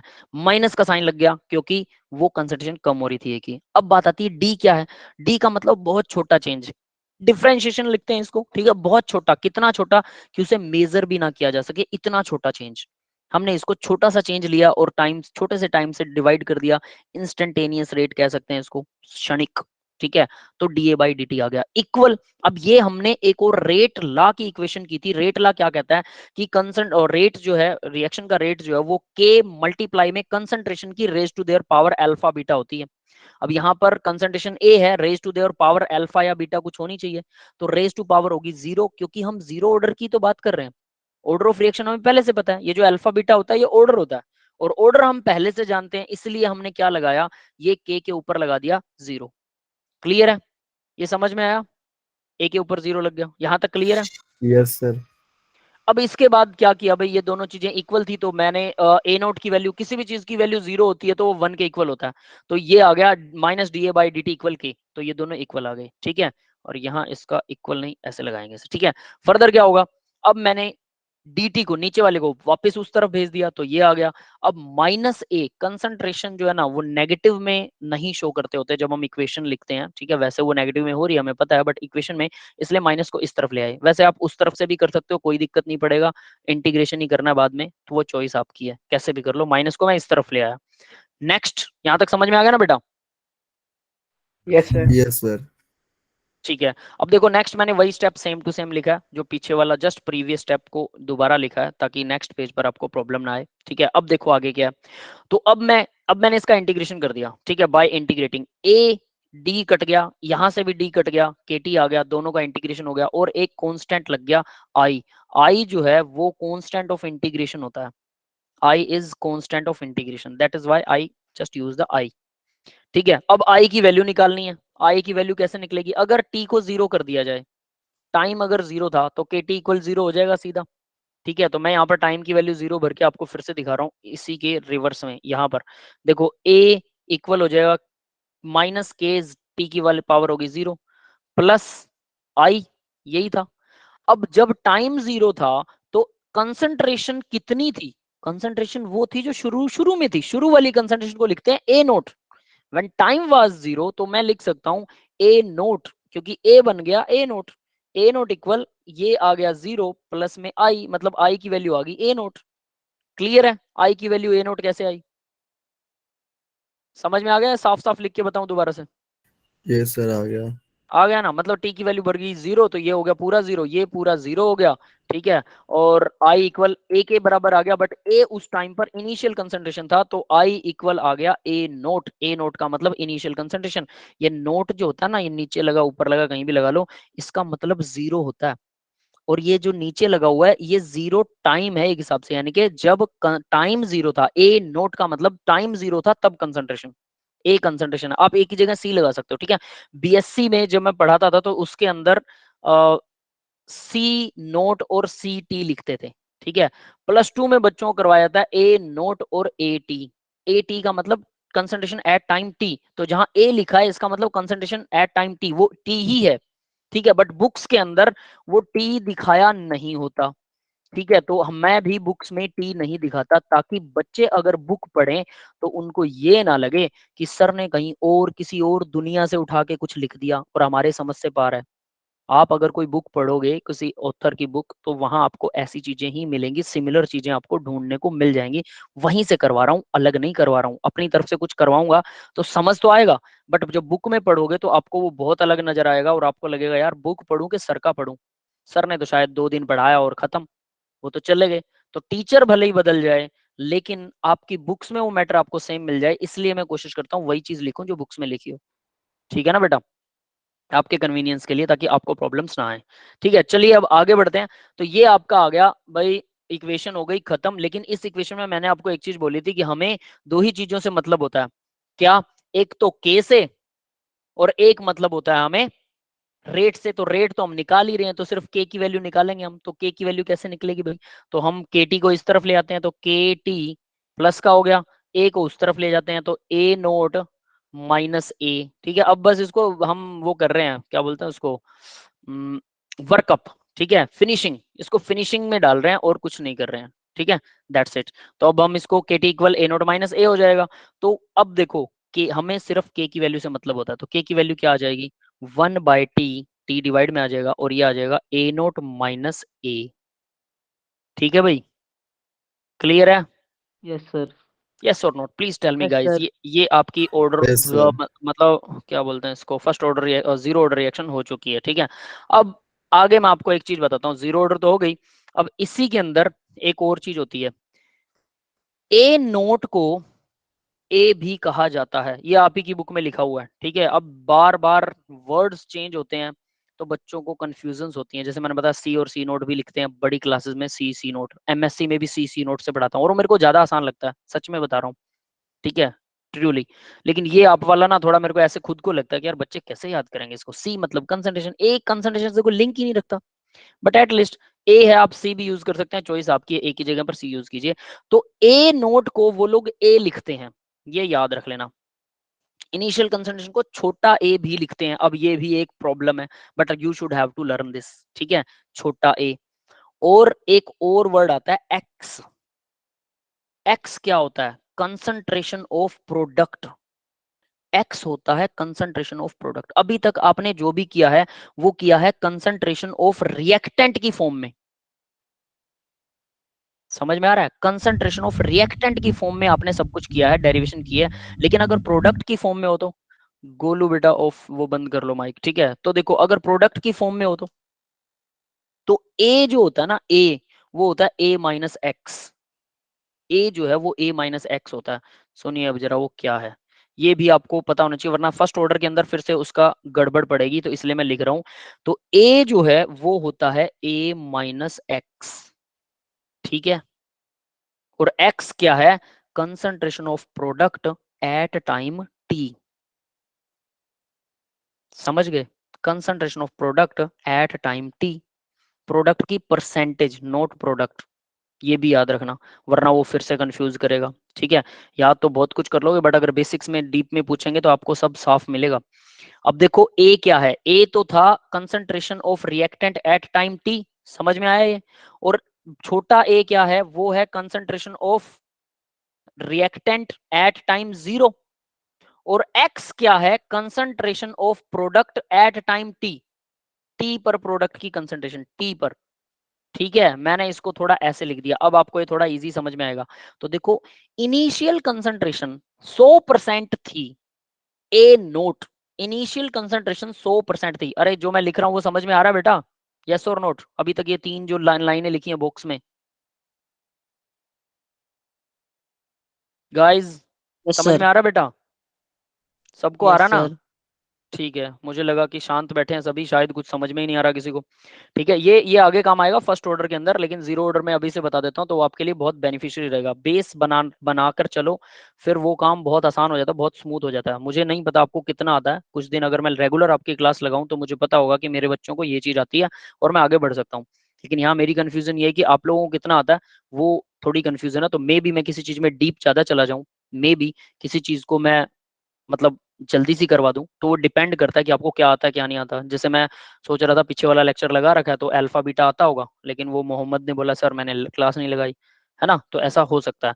डोंट वरी, हम कुछ दिन में अगर रेगुलर क्लासेस रही, मुझे लगता नहीं है, बाकी आज हमने मीटिंग की थी तो उसमें बोल रहे थे कि शायद आपकी क्लास वापस से रिटेन हो जाएगी जैसी थी, ठीक है। बट एटलीस्ट अगर रेगुलर क्लास लगी तो फिर हम एक दूसरे को जल्दी जान जाएंगे और फिर हम थोड़ा रेगुलर हो जाएंगे, ठीक है। तो देखिए ए नोट जो है वो ए होता है, ये सिर्फ सीधा सीधा रिप्रेजेंटेशन है। बट एक्स थोड़ा सा प्रॉब्लमेटिक है, एक्स है concentration of product at time T, और ये सब कुछ ना परसेंट होता है। तो देखो सबसे नीचे वाली इक्वेशन की बात कर रहा हूं मैं, सबसे नीचे जो इक्वेशन लिखी हुई है, मैं उसका कलर बदल के आपको क्लिक लगा के दिखाता हूँ, ये वाली, ठीक है। अब इस इक्वेशन की बात कर रहा हूँ, ए टी, ए टी का मतलब concentration of reactant at time T, आप अकेला ए बोल दो इसको, एक ही बात है, ठीक है। ए टी इक्वल क्या होता है, A naught concentration of reactant at time 0, मतलब इनिशियल कंसंट्रेशन, शुरू में जो रिएक्टेंट की कंसंट्रेशन थी, माइनस में कर दो उसमें से, शुरू की कंसंट्रेशन में से माइनस कर दीजिए एक्स टी, एक्स टी मतलब प्रोडक्ट की concentration at time T. Reactant थे 100% शुरू में, इनिशियल कंसंट्रेशन, तो ए नोट की वैल्यू आ गई 100, माइनस में प्रोडक्ट टाइम टी पर, टी टाइम पर मान लो प्रोडक्ट बन गए 10%, 10% मान ले, तो कितना बचा, ए नोट माइनस एक्स टी कितना बच जाएगा, ए नोट माइनस एक्स टी आएगा 90%। यानी कि 100 में से 10% प्रोडक्ट घटा दिए, 100% रिएक्टेंट था, 10% प्रोडक्ट बन गए कुछ देर बाद, तो 10% प्रोडक्ट घटा दिए, इसका मतलब 90% रिएक्टेंट बचे हुए हैं। तो ए टी क्या है, कंसंट्रेशन एट टाइम टी, वो 90% आ गई। तो यानी a माइनस एक्स क्या होता है, a माइनस एक्स जो है वो ए टी होता है, या a कह लो। तो ये वाली इक्वेशन सोल्व हो गई। क्लियर है, ये इक्वेशन क्या बनी, a equal a minus x, यानी कि कंसंट्रेशन एट टाइम t, आप इनिशियल कंसंट्रेशन में प्रोडक्ट की कंसंट्रेशन घटा दो तो भी a की कंसंट्रेशन आ जाएगी। ये बात क्लियर है बेटा सबको? Yes sir. Guys yes sir. बताइए, है ना। तो a माइनस एक्स जो होता है वो a होता है, सीधी सी बात ये है। तो मैं नीचे वाली अब इक्वेशन को इसको रब कर सकता हूँ, वो एक ही चीज है, ऊपर और नीचे मैंने एक ही चीज लिखी है, कोई फर्क नहीं है, ठीक है। तो ये भी अब आपको याद रखना है कि a माइनस एक्स ए के इक्वल है, यानी a की जगह पर a माइनस एक्स हम भर सकते हैं, ठीक है। तो अगर मैं इसी इक्वेशन में ये सब भर दूं, तो जरा देखिए इस इक्वेशन के अंदर अगर मैं ये सारा डाटा पुट करता हूँ जो सबसे लास्ट में लिखी हमने, तो क्या पुट कर सकते हैं, k equal 1 minus 1 by T A naught minus A, ये आपकी जीरो ऑर्डर है, इसको दोबारा से लिखते हैं, k equal 1 by T A naught minus A, ठीक है, दैट इज इट। और इसके अंदर अब मैं क्या भर रहा हूँ, ए नोट की जगह पर तो हमें पता है ए नोट बड़े वाला, उसकी जगह ए भर दो, और माइनस के अंदर आएगा ए माइनस एक्स। क्लियर है, माइनस में a माइनस एक्स आएगा। आप यहां पर देख सकते हैं a माइनस एक्स जो है वो a होता है, तो मैंने इस a की जगह पर, इस a की जगह पर a माइनस एक्स भर दिया। क्लियर है ना सबको ये बात? तो यहाँ अब इसको जरा सॉल्व करें तो k इक्वल आ जाएगा। अब ये बहुत आसान सी इक्वेशन बन जाएगी एक्चुअल में, इसलिए मैं आपको बता रहा हूँ, ठीक है। ये आ जाएगा a minus A plus x बन जाएगा, a से a कैंसिल हो गया, सीधा आ गया x। तो k इक्वल आएगा 1 बाई टी, 1 बाई टी नहीं लिखते, x बाई टी लिख देते हैं सीधा, x by T. k equal x by T, that is the formula. ये फिंगर टिप्स पे होना चाहिए, याद रख लेना जो मैं चीज बता रहा हूँ।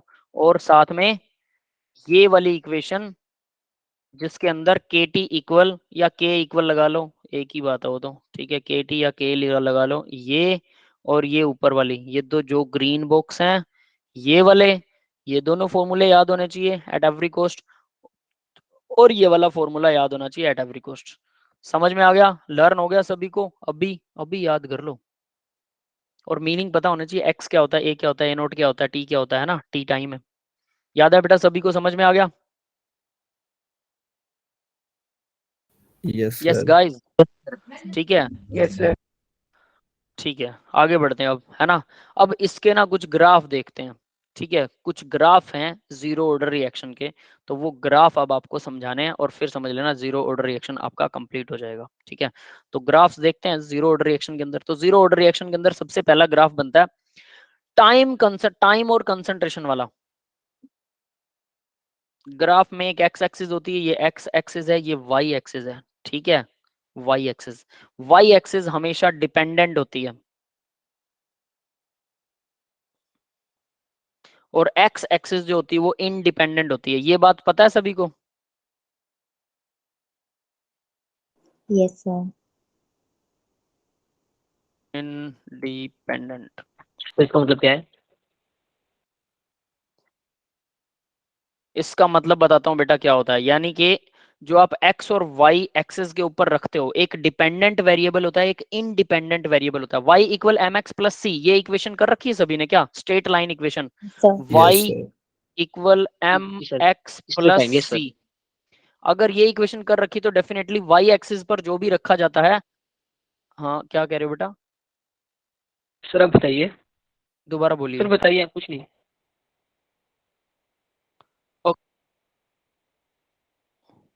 ठीक, देखिए तो y इक्वल डिपेंडेंट, डिपेंडेंट का मतलब है ये डिपेंडेंट x, यानी ये जो फंक्शन है ये डिपेंडेंट है और x जो है वो इंडिपेंडेंट फंक्शन होता है, ठीक है। मैथमेटिक्स में आता है फंक्शन, ये आपने पढ़ा होगा अगर नॉन मेडिकल के स्टूडेंट है तो, ठीक है। नहीं है नॉन मेडिकल के लिए, मेडिकल के हैं, तो सीधी सी बात है कि अगर मान के चलो यहाँ पर मैं एक वैल्यू लिख रहा हूँ x इक्वल 3y, ठीक है, या उल्टा लिखते हैं इसको, यही लिख देते हैं, कोई फर्क नहीं पड़ता। x इक्वल 3y, ठीक है।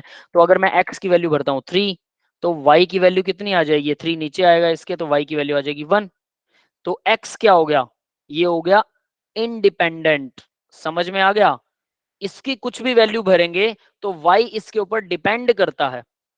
क्लियर है? डिपेंडेंट और इंडिपेंडेंट फंक्शन क्या होते हैं, छोटी सी इक्वेशन से समझ में आएगा। सर वो तो हम y की वैल्यू x की कुछ वैल्यू भरने पर y की वैल्यू बदल जाती है, तो मतलब x, अगर मैं x की वैल्यू पुट कर रहा हूं, हाँ भर सकते हैं बिल्कुल, I am agree with you, ठीक है, उसका भी रीजन बताऊंगा, ठीक है। तो अगर मैं x की वैल्यू कुछ भी भरता हूं तो y की वैल्यू उस पर डिपेंड करेगी, किस पे डिपेंड करेगी, x पे। हाँ बेटा मैं समझ गया, y की वैल्यू भर सकते हैं तो वो x पे डिपेंड। हाँ हाँ हाँ हाँ, I I agree with you, wait wait wait, मैंने बोला ना I agree with you, wait, ठीक है। तो ये बात तो इतनी तो समझ में आई ना, पहले इतना समझिए फिर मैं डिपेंडेंट इंडिपेंडेंट को बताऊंगा, ठीक है। तो यानी x की वैल्यू कुछ पुट करने पर y की वैल्यू हमें कुछ मिलेगी, और वो y डिपेंड करता है x पर। x जितना भी भरता जाऊंगा y उतना ही बदलता जाएगा, ठीक है। तो इसलिए हम बोलते हैं x एक्सिस जो है वो इंडिपेंडेंट होती है, y एक्सिस जो है वो डिपेंडेंट होती है, ठीक है। ये ऐसा बोला जाता है। अब ऐसा ही क्यों बोला जाता है, उल्टा क्यों नहीं बोल सकते इसको? x और y को अगर उल्टा कर दें, यानी कि x को डिपेंडेंट कर दें, y को इंडिपेंडेंट कर दें, तो उसका रीजन होता है, देखो अगर मैं लिखूं कि जैसे मान लो कि कंसंट्रेशन वर्सेस, अगर मैं टाइम का ग्राफ बनाना चाहता हूं, कंसंट्रेशन वर्सेस टाइम का ग्राफ, तो जो यहां लिखा होता है ना, यहां लिखा होता है वो हमेशा डिपेंडेंट वेरिएबल होता है, और जो वर्सेस के बाद लिखा होता है वो इंडिपेंडेंट होता है। ये बात समझ में आई? जब इस फॉर्म में कुछ लिखा होता है मैथमेटिकली, तो एक को डिपेंडेंट एक को इंडिपेंडेंट बनाना पड़ता है कि ये इस पे डिपेंड करता है। जब इसको डिपेंडेंट और इसको इंडिपेंडेंट बना दिया, तो कंसंट्रेशन को जिस भी एक्सिस पर आप रखोगे ना, जिस भी एक्सिस पर रखोगे वो डिपेंडेंट एक्सिस हो जाएगी, और इसको हमेशा वाई एक्सिस पर ही रखा जाता है, सामने परपेंडिकुलर ही रखा जाता है, इसलिए ये हमेशा डिपेंडेंट है। ये बात समझ में आ गई? डिपेंडेंट इंडिपेंडेंट समझ में आ गया बेटा? सबको आ गया ना? कुछ एक को पहले से पता होगा, शायद मैथमेटिक्स में पढ़ रखा होगा, ठीक है। नहीं पढ़ा है तो फिर इसका यही है, ठीक है। तो straight line equation mx plus C होता है, ये तो सबको बताती है ना?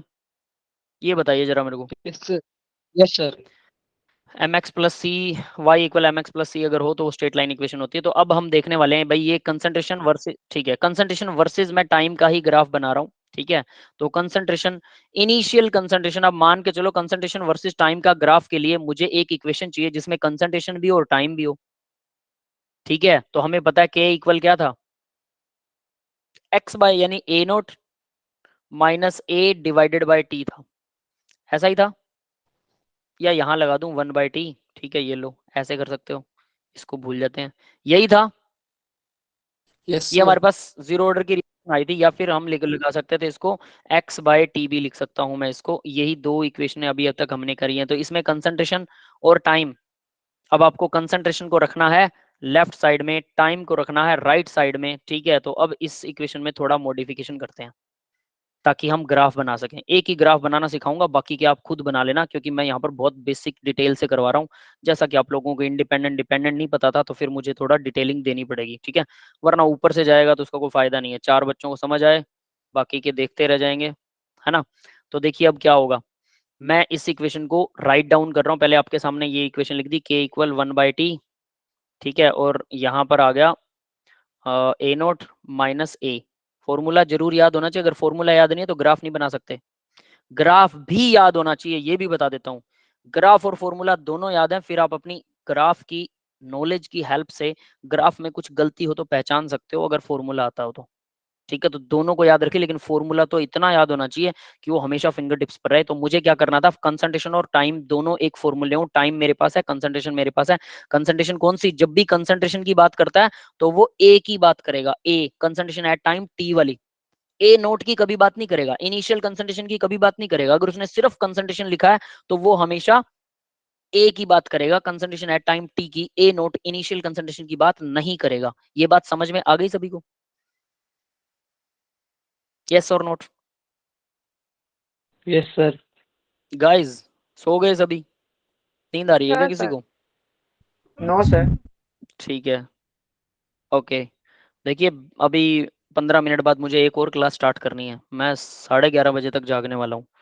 आप लोग अभी सो जाएंगे तो फिर देखिए डिपेंडेंट, तो यहाँ डिपेंडेंट के अंदर हम यहाँ कर रहे हैं, ये कंसंट्रेशन दी है तो कंसंट्रेशन हमेशा वो ए होगा, ए की बात कर रहा है वो, ए नोट की नहीं कर रहा। तो मैं अब ए को रखूंगा लेफ्ट में, तो कैसे करूं भाई, पहले तो टी को उधर ले जाऊं तो के टी बन गया, इक्वल आ गया, ये आ गया के टी, ठीक है, टी के लगा लो, इक्वल आ गया ए नोट माइनस ए। अब मुझे ए को उधर रखना है, तो माइनस ए को इधर ले गया तो ये प्लस का ए बन गया, इक्वल के टी को इधर ले आया तो ए नोट माइनस के टी आ गया। ऐसे कर सकता हूं। अब मुझे क्या करना है कि कंसंट्रेशन वर्सेस टी, तो टी ये रहा, ठीक है, ये एक्स एक्सिस पर आएगा, डिपेंडेंट हमेशा एक्स एक्सिस पर होता है, ठीक है, ये मैं आपको बता चुका हूँ, एक्स एक्सिस पर इंडिपेंडेंट होता है और इंडिपेंडेंट यहाँ लिखा हुआ है तो ये इंडिपेंडेंट टी है, ठीक है, तो ये एक्स एक्सिस के ऊपर आने वाला है। तो अब मेरा ग्राफ बन सकता है कैसे, तो इतना ढूंढना है, पहले सबसे पहले क्या ढूंढना है, वो फॉर्मूला जिसमें वर्सेस वाला ये दोनों चीजें आती हूँ, वो ढूंढ लिया हमने, फिर उसको लेफ्ट में रखना है कंसंट्रेशन को, राइट में रखना है टेम्परेचर को, मैंने लेफ्ट में रख दिया कंसंट्रेशन को, राइट में रख दिया टेम्परेचर को। अब मैं देखूंगा कि क्या ये हाइपरबोला बनेगा, पैराबोला बनेगा, या एक्सपोनेंशियल ग्राफ बनेगा, या फिर स्ट्रेट लाइन बनेगा। अब ये क्या बला होती है, ये आपको कुछ कुछ अंदाजा होना चाहिए। हाइपरबोला, तो स्ट्रेट लाइन हाँ बनेगी, बिल्कुल सही है रवि तो बेटा, स्ट्रेट लाइन बनेगी। यस यस यस, आपके सिलेबस में स्ट्रेट लाइन ही है, हाइपरबोला पैराबोला नहीं है, लेकिन फिर भी बता देता हूँ क्या होता है, एक लाइन में खत्म करूंगा इसे। एक्सपोनेंशियल ग्राफ वो होता है जिसमें ई वर्ड यूज हो, ई की कुछ पावर दी होगी, ये एक्सपोनेंशियल ग्राफ होता है, ठीक है, मैथ के बच्चों को ई का पता है कि ये एंटी लॉग के लिए यूज होता है, पता है ना, ठीक है, और ये एक्सपोनेंशियल ग्राफ, यहाँ तो ई जैसी कोई वैल्यू ही नहीं है, खत्म, ये तो नहीं हो सकता। वाई एक्स की अगर कोई पावर हो, एक्स की कोई एबीसीडी पावर हो इक्वेशन में, या वाई की एबीसीडी कोई पावर हो, एक्स और वाई कौन से हैं पता है, यही कंसंट्रेशन और टी, तो क्या टी की कोई पावर बन रही है, यहाँ कोई पावर नहीं है, वन ही है, और एक्स क्या है हमारा कंसंट्रेशन, और वाई क्या है, ए की कोई कंसंट्रेशन है नहीं है, तो ना इसकी कंसंट्रेशन ना उसकी कंसंट्रेशन, अगर एक्स या वाई की पावर नहीं बन रही तो ये पैराबोला भी नहीं है, पैराबोला भी नहीं है। एक्स और वाई की मल्टीप्लाई आती हो, यानी कंसंट्रेशन और टाइम की मल्टीप्लाई है यहाँ पे कहीं, ए और टी की मल्टीप्लाई नहीं है, तो इसका मतलब ये हाइपरबोला भी नहीं है। इस तरह से ग्राफ चेक करते हैं, तो ये सब तो नहीं है। अब हो सकता है ये y equal M X plus C को फॉलो करता हो, ये वाली इक्वेशन, ठीक है, तो y क्या है, y भाई वही है a, तो a ये रहा y इक्वल एम एक्स ये एम एक्स बन रहा है ना, माइनस के टी, एम एक्स बन गया, ठीक है, रुको गड़बड़ कर रहा हूँ, पहले इसको थोड़ा सही करते हैं, क्या करें हम, ए इक्वल माइनस के टी प्लस ए नोट, ऐसे लिख लेते हैं ताकि आपके लिए इजी रहेगा, आप डायरेक्ट भी यूज कर सकते हो। ये बन गया y, ये बन गया एम एक्स, और ये बन गया प्लस सी।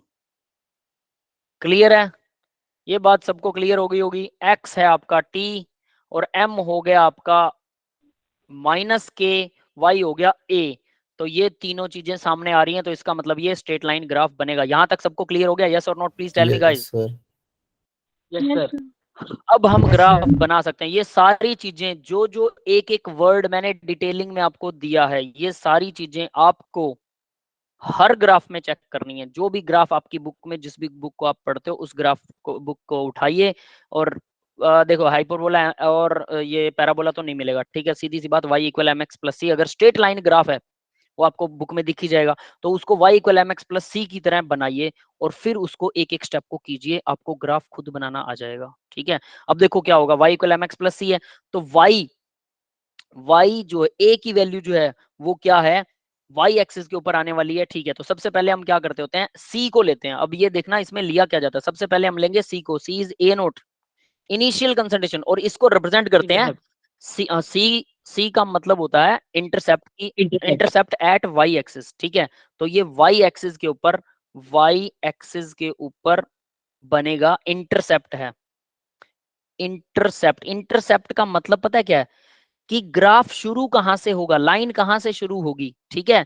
तो ग्राफ देखो ए नोट आपका इंटरसेप्ट है, तो ए नोट कहां आना चाहिए, इनिशियल कंसंट्रेशन, यू तो नहीं कि वो जीरो से स्टार्ट हो जाएगा, दिस इज जीरो, यहां से स्टार्ट नहीं हो सकता, इनिशियल कंसंट्रेशन कुछ तो थी, यहां थी कुछ, तो ये है आपका ए नोट, समझ में आ गया, ए नोट ये आ गया सी, ये फिक्स होता है हमेशा, इनिशियल कंसंट्रेशन जो भी लोगे वो तो हमेशा फिक्स पॉइंट पे दिखाई देगी। क्लियर है? तो ये हो गया फिक्स। इंटरसेप्ट इसको बोलते हैं, वाई एक्सिस पे कहां टच करता है ग्राफ, शुरू कहां से होता है, वाई एक्सिस के ऊपर से, वो है सी। ठीक है, ये वाई एक्सिस के ऊपर होता है हमेशा।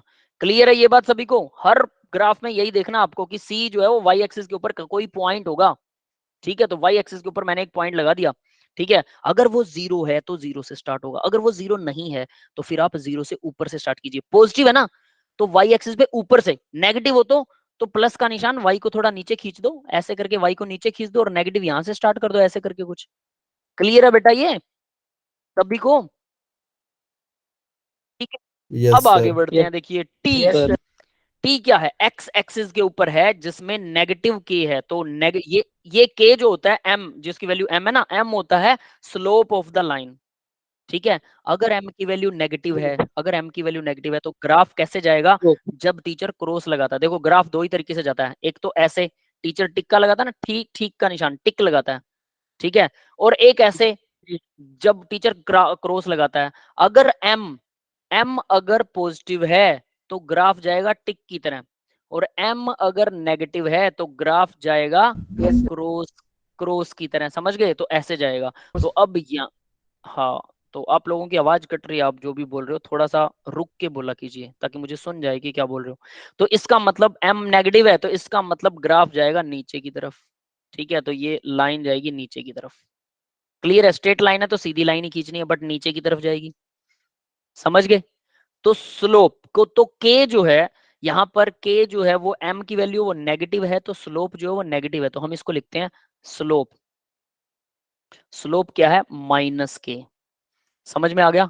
स्लोप माइनस में है तो इसलिए ऐसे आया, और उसकी वैल्यू के इक्वल है तो इसलिए उसको के लिख दिया। यहां तक क्लियर हो गया सभी को? Yes or not guys? Yes sir. ठीक है, जी और सर। एक्स एक्सिस के ऊपर उसने टाइम लिखने के लिए बोला था, तो एक्स एक्सिस नीचे जो एक्स एक्सिस है ये टाइम है भाई, ये इसमें तो कोई डाउट ही नहीं, इस तरफ टाइम बढ़ रहा है, बस एक्स एक्सिस पर टाइम बढ़ रहा है। और वाई एक्सिस के ऊपर कंसंट्रेशन है, तो ये कंसंट्रेशन है, ये आपकी ए है, ए एट टाइम टी। तो ये कंसंट्रेशन ऊपर बढ़ रही है, नीचे कम हो रही है, तो टाइम के साथ कंसंट्रेशन नीचे आ रही है इस ग्राफ में। अगर ध्यान देंगे टाइम के साथ कंसंट्रेशन जो है वो नीचे आ रही है इस ग्राफ के अंदर। ठीक है, थोड़ा इसको यहाँ से साफ करते हैं, अच्छा नहीं है।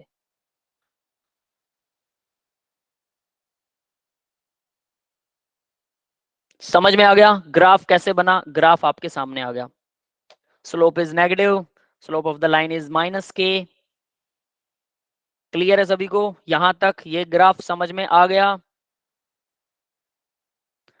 हाँ भाई जल्दी से बताइए। ठीक है, अब एक और ग्राफ कर, एक और वो चीज कर लेते हैं 2 मिनट के अंदर, फिर मैं इसको फिनिश कर रहा हूँ। बस एक एक और वो करने वाला हूँ, एक और स्लाइड यूज करने वाला हूँ, बाकी कुछ नहीं करता। ठीक है, इसको मैं यहाँ से रब कर देता हूँ ताकि आपके नोट्स में ये कचरा सा नहीं आएगा, हाइपरबोला पैराबोला वाला। ठीक है, आगे बढ़ते हैं अब जरा। अब देखिए क्या है, हाफ लाइफ क्या होती है भाई, हाफ लाइफ के बारे में भी जरूर बताऊंगा। हाफ लाइफ, जब कंसंट्रेशन ऑफ प्रोडक्ट जब हाफ रह जाती है, रिएक्टेंट जब हाफ रह जाती है ना, उसको हाफ लाइफ बोलते हैं। प्रोडक्ट आधे बन चुके हैं ये मान सकते हो, या रिएक्टेंट की कंसंट्रेशन आधी रह चुकी है ये मान सकते हो, बात एक ही है। ठीक है, कैसे भी लगा लीजिए। तो इसका मतलब हाफ लाइफ के अंदर अब मैं कह सकता हूँ हाफ लाइफ में ए जो है, ए एक्चुअल में ए एट टाइम टी क्या हो जाएगा, वो शुरू में जो कंसंट्रेशन थी उसका आधा रह गया। ए की वैल्यू शुरू में जो कंसंट्रेशन थी उसका आधा रह गया, और ये यानी टाइम जो है, टाइम की वैल्यू आधी हो गई, हाफ टाइम हो चुका है, रिएक्शन आधी कंप्लीट हो चुकी है। That is the meaning of half time, reaction आधी कंप्लीट हो चुकी है। तो कंसंट्रेशन ऑफ रिएक्टेंट कितनी रह गई, जो शुरू में थी उसकी आधी रह गई। ठीक है, आधे टाइम पर शुरू से आधी रह जाए वही होती है। तो अब हम क्या करने वाले हैं, तो हमें पता था कि के इक्वल क्या था, 1/t, और ए नोट माइनस ए था। अब हम k की जगह t को इधर ले आएंगे, t इक्वल क्या आ जाएगा, 1/k, और ए नोट माइनस ए आ जाएगा। ठीक है, मैंने ये जीरो ऑर्डर रिएक्शन लिखी है और कुछ मंत्र नहीं पड़ा, ध्यान रख लेना, zero order reaction just it. ठीक है, तो अब मैंने इसमें के और टी को उल्टा पुल्टा कर दिया, तो मैं लिख रहा हूँ यहाँ के हाफ, के आधा कब रह जाएगा, 1/k, तो ऐसा ही रहेगा। ठीक है, अब ये ए नोट भी ए नोट ही रहेगा, माइनस में ए की वैल्यू कितनी रह गई थी, a0/2। समझ में आ रहा है बेटा? ये समझ में आया सबको? बस हो गया खत्म। सर खत्म, इतना ही है। तो देखो किया क्या है, स्टेप एक ही है, ध्यान दोगे तो बस इतना याद रख। ओके बेटा, बस इतना याद रखना कि ए की वैल्यू जो है वो ए नोट बाय 2 रह जाएगी, और ये थी जीरो ऑर्डर रिएक्शन, इसके अंदर ए की वैल्यू भर दो और टाइम की जगह पे हाफ भर दो बस। तो अब उसको लेफ्ट राइट ही करना है, टाइम की जगह हाफ भर दिया और ए की वैल्यू ये भर दी, तो ये मेरा आंसर आ गया। लेकिन इसको थोड़ा सा रिफाइन करेंगे, तो रिफाइन करेंगे तो क्या आ जाएगा, टी हाफ जो है वो इक्वल होगा 1/k, ठीक है। और ए माइनस ए नोट क्या होता है, simple, A naught by half, A naught by 2 नहीं आ जाएगा, सिंपल है, क्लियर है सभी को। ए में से ए नोट में से ए नोट बाय हाफ निकाल दोगे तो ए नोट बाय 2 ही आएगा, है ना। यस सर और ए नोट ऊपर आ गया, नीचे आ गया 2 जी के, तो मैं इसको अब जरा थोड़ा सा सही तरीके से लिख रहा हूँ, ठीक है। सॉल्व आप कर लेना, इतना तो कर सकते हो आई थिंक, है ना। ए नोट डिवाइडेड बाय 2 के लिख सकते हैं, के तो कांस्टेंट था। तो हाफ टाइम जो है जीरो ऑर्डर का वो इनिशियल कंसंट्रेशन पे बहुत डिपेंड करता है, इनिशियल कंसंट्रेशन पे डायरेक्टली डिपेंड करता है बहुत। क्या, 2 के तो कांस्टेंट है, वो तो हमेशा फिक्स रहेगा, वो रिएक्शन बदल दोगे, रिएक्टेंट बदल दोगे तो के की वैल्यू बदलेगी, ठीक है। तो वो हर रिएक्शन के लिए सेम रहेगी, तो यानी ए नोट बाय 2 के, तो डायरेक्टली ए नोट पे डिपेंड करता है। डायरेक्टली इनिशियल कंसंट्रेशन ज्यादा लोगे हाफ टाइम ज्यादा लगेगा, इनिशियल कंसंट्रेशन कम लोगे हाफ टाइम कम लगेगा। क्लियर है सबको, हाफ टाइम समझ में आ गया, yes or not please tell me guys. Yes sir. अब हाफ टाइम का ग्राफ बनाना है इनिशियल कंसंट्रेशन के हिसाब से। इनिशियल कंसंट्रेशन पता है आपको, हाफ टाइम पता है, ग्राफ के क्रेडेंशियल बता रहा हूं, आप लोग खुद फटाफट अगर बता सको तो मेरे को बता देना। ग्राफ के क्रेडेंशियल्स हैं half time versus initial concentration, यानी कि A naught, half time versus A naught, ठीक है। इसका ग्राफ ये बनेगा, तो ये भी स्ट्रेट लाइन ही, तो थोड़ा आइडिया दे देता हूं या फटाफट बना ही देता हूं, एक ही बात करते हैं ना। तो ये तो है ए नोट, ए नोट की कंसंट्रेशन इस तरफ बढ़ रही है, ये है हाफ टाइम, ठीक है। हाफ टाइम इस तरफ इंक्रीज हो रहा है, कंसंट्रेशन बढ़ेगी तो हाफ टाइम बढ़ेगा, सिंपल सी बात है, ठीक है। तो ए नोट की कंसंट्रेशन थी 0, तो अगर ऐसा, अब आपको एक इक्वेशन लिखनी है जिसके हिसाब से, तो हाफ टाइम क्या था, इक्वल था हाफ टाइम किसके इक्वल था, ए नोट बाय 2 के, ठीक है। ये फॉर्मूला रट्टा मार लेना, ए नोट बाय 2 के। तो इसको y equal M X plus C में डिवाइड करना है, c की वैल्यू तो है ही नहीं यहाँ पे, तो y आ जाएगा t 1/2। m की वैल्यू कितनी है भाई, 1/2 के, आ रही है m की वैल्यू, और x की वैल्यू a नोट है, लिख सकता हूँ ना इसी को, एक्सपेंड करके लिखा है a note divide by, plus में c की वैल्यू क्या है, 0 है, c 0 है क्योंकि दिया ही नहीं है, तो यहाँ से ग्राफ शुरू होगा, c की वैल्यू 0 यानी यहाँ से शुरू होने वाला है 0 से, ठीक है। और m की वैल्यू क्या है, प्लस है ना, m की वैल्यू सबको समझ में आ रही है कि नहीं, प्लस की m की वैल्यू है, यानी स्लोप होगा टीचर के टिक की तरह, स्ट्रेट लाइन है तो सीधी लाइन लगा दी, तो स्लोप क्या आ गया इसके अंदर, 1/2 के, समझ में आया। स्लोप जो है वो 1/2 के आ गया, और स्लोप जो है वो पॉजिटिव भी है, पॉजिटिव है इसीलिए टीचर के टिक की तरह आंसर आ रहा है, पॉजिटिव टीचर के टिक की तरह। हाफ टाइम बढ़ेगा कंसंट्रेशन बढ़ जाएगी, इनिशियल कंसंट्रेशन। ये ग्राफ सबको समझ में आया कि नहीं आया, जल्दी से बता दो। यस यस सर, सर आ गया। आ गया। ये था जीरो ऑर्डर के लिए हाफ टाइम का ग्राफ। इसके अलावा एक दो ग्राफ और मिलेंगे, इसके अलावा क्या बोलते हैं उसको, भूल गया मैं, हाँ, एडवांस लेवल में 2-3 ग्राफ और मिल सकते हैं, ठीक है। सब में करना यही है, एडवांस लेवल में लोग वाला ग्राफ भी आ सकता है कि इसका लोग कर देंगे, बस इतना सा एडवांस लेवल यही होता है, इतना सा ही लेवल होता है एडवांस का, कि इसका लोग कर देंगे, वो कंसंट्रेशन का भी लोग, हाफ टाइम का भी लोग, और फिर लोग का ग्राफ बना देंगे, ठीक है। करना यही है, एम एक्स प्लस सी की वैल्यू ढूंढनी है, एक्स की वैल्यू आपको पता होती है, वाई की वैल्यू आपको पता होती है, एम की वैल्यू देखनी है, पॉजिटिव है तो टिक की तरह जाएगा, नेगेटिव है तो नीचे की तरफ आएगा, ठीक है। सी जहां से शुरू होता है, सी पॉजिटिव है तो ठीक है, सी पॉजिटिव है तो वाई पे पॉजिटिव निशान लगेगा, सी नेगेटिव है तो वाई पे नेगेटिव, वाई पे नीचे की तरफ निशान लगेगा, सी नेगेटिव हो तो वाई पे यहाँ नीचे निशान लगेगा। अभी सी क्या था, 0 था, तो 0 तो यही है, ये तो हमेशा सेम रहेगा। समझ में आ गया बेटा क्या कह रहा हूं, बस ये हर ग्राफ में यही ढूंढना है और ग्राफ अपने आप बन जाएगा, बस इक्वेशन याद होनी चाहिए, जिसमें वर्सेस वाली लाइनें आती हो, तो वर्सेस से उधर जो लिखा होता है वो डिपेंडेंट है, वर्सेस से इधर जो लिखा होता है वो इंडिपेंडेंट है। ठीक है, डिपेंडेंट इंडिपेंडेंट, और डिपेंडेंट वाला हमेशा वाई एक्सिस पे आएगा, इंडिपेंडेंट वाला हमेशा एक्स एक्सिस पे आएगा। That's it for the all graphs. सभी ग्राफों में यही देखना, फॉर्मूला रट्टा लगा होना चाहिए, ग्राफ 2 मिनट में बन जाएगा। मेरे को फॉर्मूला बता दो, ग्राफ मैं बना दूंगा। और आपके साथ भी ऐसा होना चाहिए, नॉट ओनली विद मी। मैंने आपको पूरा डिटेलिंग के अंदर ये चीज बता दी कि ग्राफ बनता कैसे है, मैं भी ऐसे ही बनाता हूँ, कोई फर्क नहीं है। ठीक है, बुक्स में सीधा दिया होता है, मैंने सिर्फ उस मेथड को एक्सप्लेन किया, बुक्स में भी ऐसा कुछ दिया होता है, लेकिन वो एक्सप्लेन नहीं करते कि ग्राफ बनेगा कैसे स्टेप वाइज। ठीक है भाई, सबको समझ में आ गया बेटा? रिकॉर्डिंग ऑफ कर रहा हूँ, यस सर। सबको समझ में आ गया? क्लियर है? डाउट है किसी को? No sir, thank you sir. ठीक है, मैं रिकॉर्डिंग ऑफ कर रहा हूँ। ओके ओके बेटा।